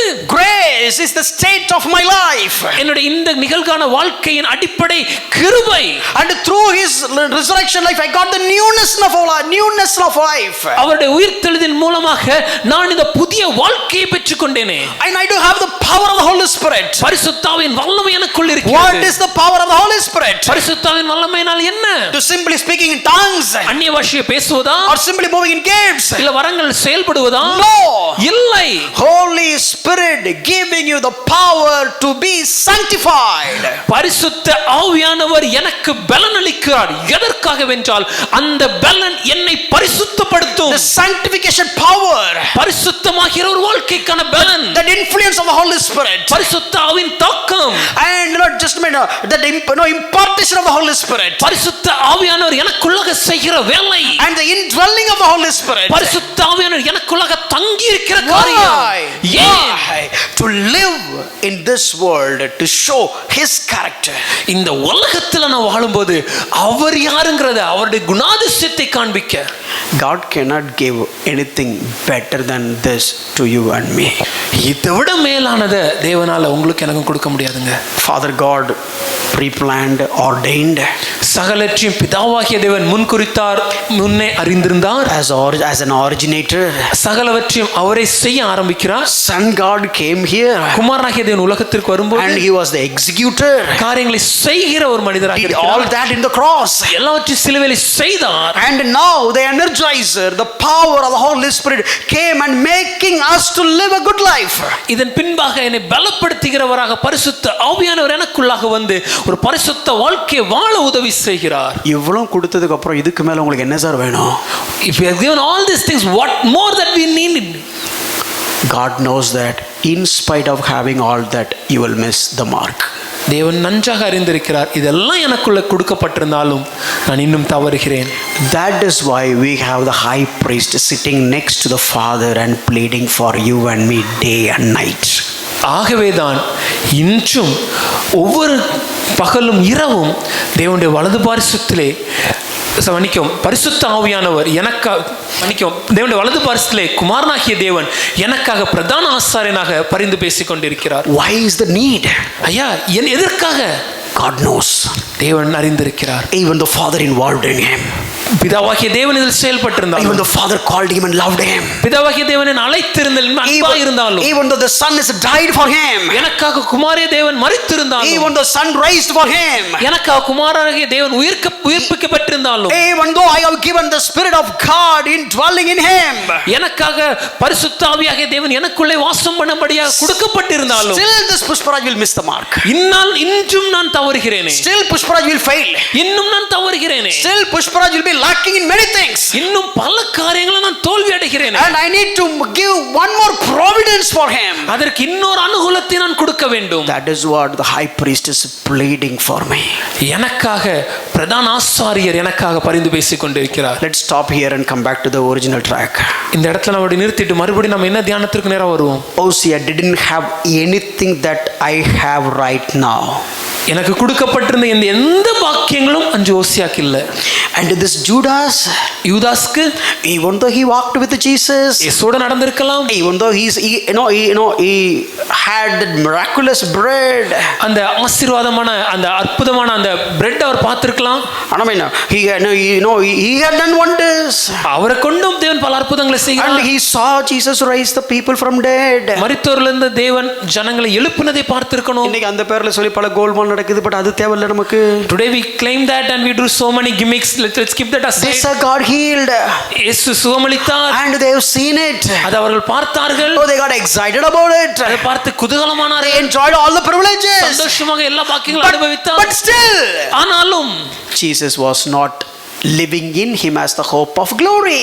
மகிமையின் நம்பிக்கையாக கிறிஸ்துவானவர் அவருக்குள்ள வாசம் பண்ணல. Still they have not received the Spirit of God. No, they didn't get the baptism of the Spirit of God. இன்னும் பரிசுத்தாவின் ஞானஸ்நானம் அவர்கள் பெற்றுக்கொள்ளவில்லை. Still they have not get the blood of Jesus Christ. இன்னும் பிதா குமாரனாகிய தேவனுடைய இரத்தம் அவர்களுக்கு சிந்தப்படவில்லை. And the Bible says the Spirit of God has not given, no, because the Son was not yet glorified. ஏனென்றால் வேதம் சொல்லும்போது பரிசுத்தாவிய தேவன் ஏன் இன்னும் கொடுக்கப்படல, குமாரனாகிய தேவன் இன்னும் மகிமைப்படவில்லை என்று வாசிக்கிறோம். So but they slept with Jesus. They had they had meal on the same table with Jesus. அவர்கள் இயேசுவோடு இருந்தார்கள். ஒரே அவங்க டேபிள்ல உணவு அருந்திருக்கணும், சேர்ந்து தங்கி இருக்கணும். But you know what he did? ஆனா அவர் என்ன செஞ்சார் தெரியுமா? Even though he was a less privileged than us, நம்மை விட இந்த பாக்கியங்கள்லாம் குறைந்து பெற்றிருந்தாலும், he did one hypocritical love. அவர் ஒரு மாய்மாலத்தை அவருடைய வாழ்க்கையில அன்புல செஞ்சிருந்தார். You all know the story. உங்க எல்லாருக்குமே இந்த கதை தெரியும். But here, ஆனா இங்க பார்க்கும்போது the highlight of that event, அந்த காரியத்துடைய முக்கியமான பகுதி என்னன்னா Matthew chapter 26 verse 48. மத்தேயு 26:48. The betrayer had given them a sign saying, the one I will just beat, the one I will spit, the one I will kick அப்படின்னு சொல்லல, the one I will kiss is the man, seize him. அவரை காட்டி கொடுக்கிறவன், நான் எவரை அடிப்பேனோ, நான் எவர் மேல் காரி உமிழ்வேனோ, எவரை மோசமாக திட்டுவேனோ அப்படிலாம் அந்த வேதம் சொல்ல, நான் எவரை முத்தம் செய்வேனோ அவர்தான். He kissed Jesus. இயேசுவை முத்தம் செய்தார். To get him seized. எதற்கு? நான் இயேசுவை பிடிப்பதற்காக. Kissing is the act of love. முத்தம் செய்வது என்பது அன்பினோட வெளிப்பாடு. In fact, if you look at their culture, இன்னும் சொல்லப்போனா அவங்களுடைய கலாச்சாரத்தை பார்க்கும்போது, it is not just coming and just kiss once. ஒரு முறை வந்து அப்படி முத்தம் செய்வது மாத்திரமல்ல, it is their customers. அவங்க கலாச்சாரம் எப்படின்னா, they will kiss the teacher usually. பொதுவாகவே தங்களுடைய ஆசிரியருக்கு, போதகருக்கு அவங்க வந்து முத்தம் கொடுப்பார்கள். But in this case, ஆனா இந்த இடத்துல it was not just a mark of submission and respect. இங்க ஒரு அர்ப்பணிப்போ இல்லனா ஒரு மரியாதை நிமித்தமா கொடுக்கப்பட்ட முத்தம் மாத்திரமல்ல. when you kiss the teacher, you will kiss him respectfully. ஒரு ஆசிரியருக்கு முத்தம் கொடுக்கும்போது ஒரு மரியாதை நிமித்தமான முத்தமாக அது காணப்படும். But here when you look at the Greek word, ஆனா இந்த பகுதியில பயன்படுத்தப்பட்ட கிரேக்க வார்த்தையை பார்க்கும்போது, it is something like Judas kissed him repeatedly. யூதாஸ் மறுபடியும் முத்தம் செய்திருக்கணும். ஒரு 4 வருஷம் பார்க்காம இருந்து டக்குன்னு பார்த்தோனே கட்டி பிடிச்சு கப்பு முத்தம் கொடுக்கிற மாதிரி. It's like you have not seen him for many 4 years or 5 years. You come together once, immediately hug him tightly and shower your kisses. Was not looking like a love. பார்க்க இது அன்பு மாதிரி இல்லையா? Well, they know all the disciples would have seen. John would have thought, okay, I thought I am sleeping in the breast of Jesus Christ, but God, see, look at this guy showering him with the love, with the kisses. ஒருவேளை அந்த எல்லா சீஷர்களும் பார்க்கும்போது அந்த இடத்துல ஒரு யோவான் இருந்தா அப்படி நினைச்சிருக்கணும், நான் அவர் மார்புல சாஞ்சு அன்பா இருந்தவன் நினைச்சா இந்த சீஷன் இப்படி அன்பினால இயேசுவை முத்தமழை பொழிகிறானே. நம்மளை பார்த்து வேற யாரும் அப்படி சொல்லிடக்கூடாது. Let no people call us, or when they look at us, let them not say the same. What Pushpraj, no, I'm just preaching for hours. ஐயா நீங்க இவ்வளவு மணி நேரம் பிரசங்கம் பண்றீங்க, and look at the way he has the zeal. எப்படி ஒரு வைராக்கியத்தோட காரியங்களை செய்றீங்க. Leave the job and doing the ministry. வேலையை விட்டுட்டு ஊழியத்துக்கு பண்றீங்க, going to the church, சபைக்கு போறீங்க. and people are just worshiping and fasting prayer. Wow, இணைந்து தேவனை ஆராதிக்கிறீங்க, உபவாச ஜெபம் இருக்கு, நல்ல அருமை. It's all kissing Jesus Christ. இதெல்லாம் இயேசு முத்தம் செய்ற மாதிரி. Everybody will think that okay, Pushpraj is full of love and kissing Jesus Christ.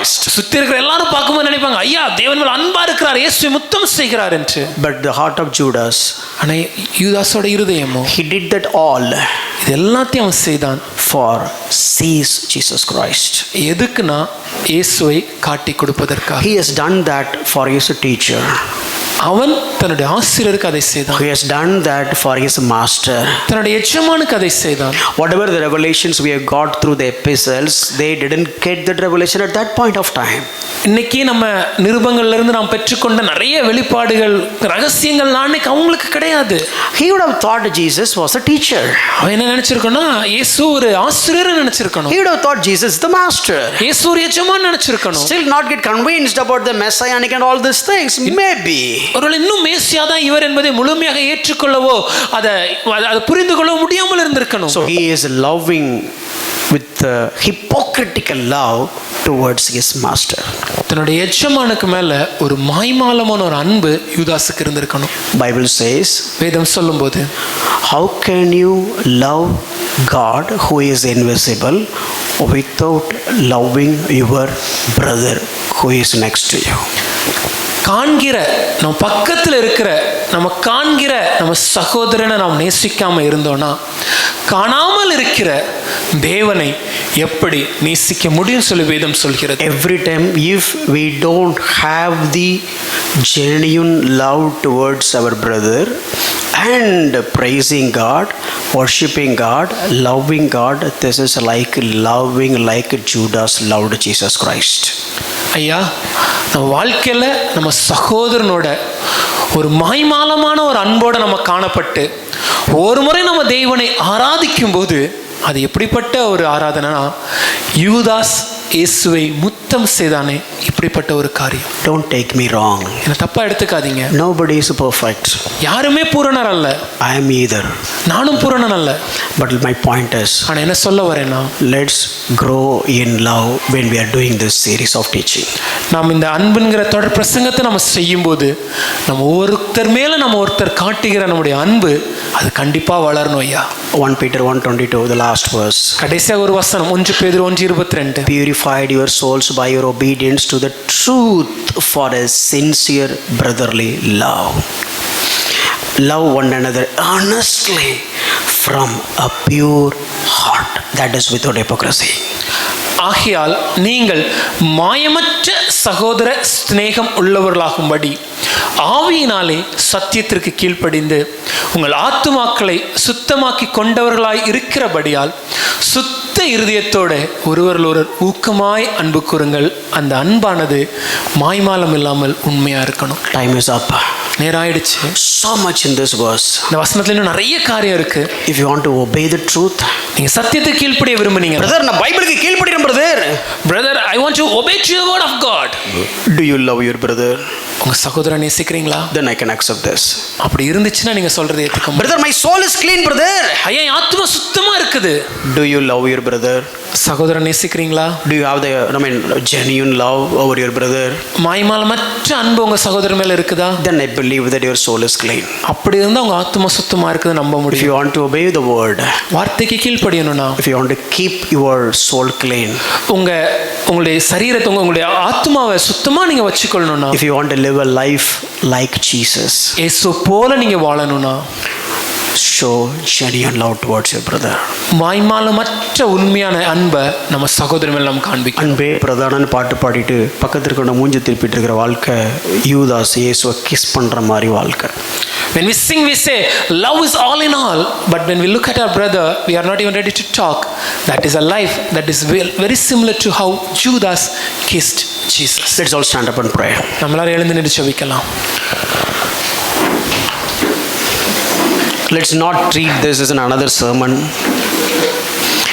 இதை இன்னொரு செய்தி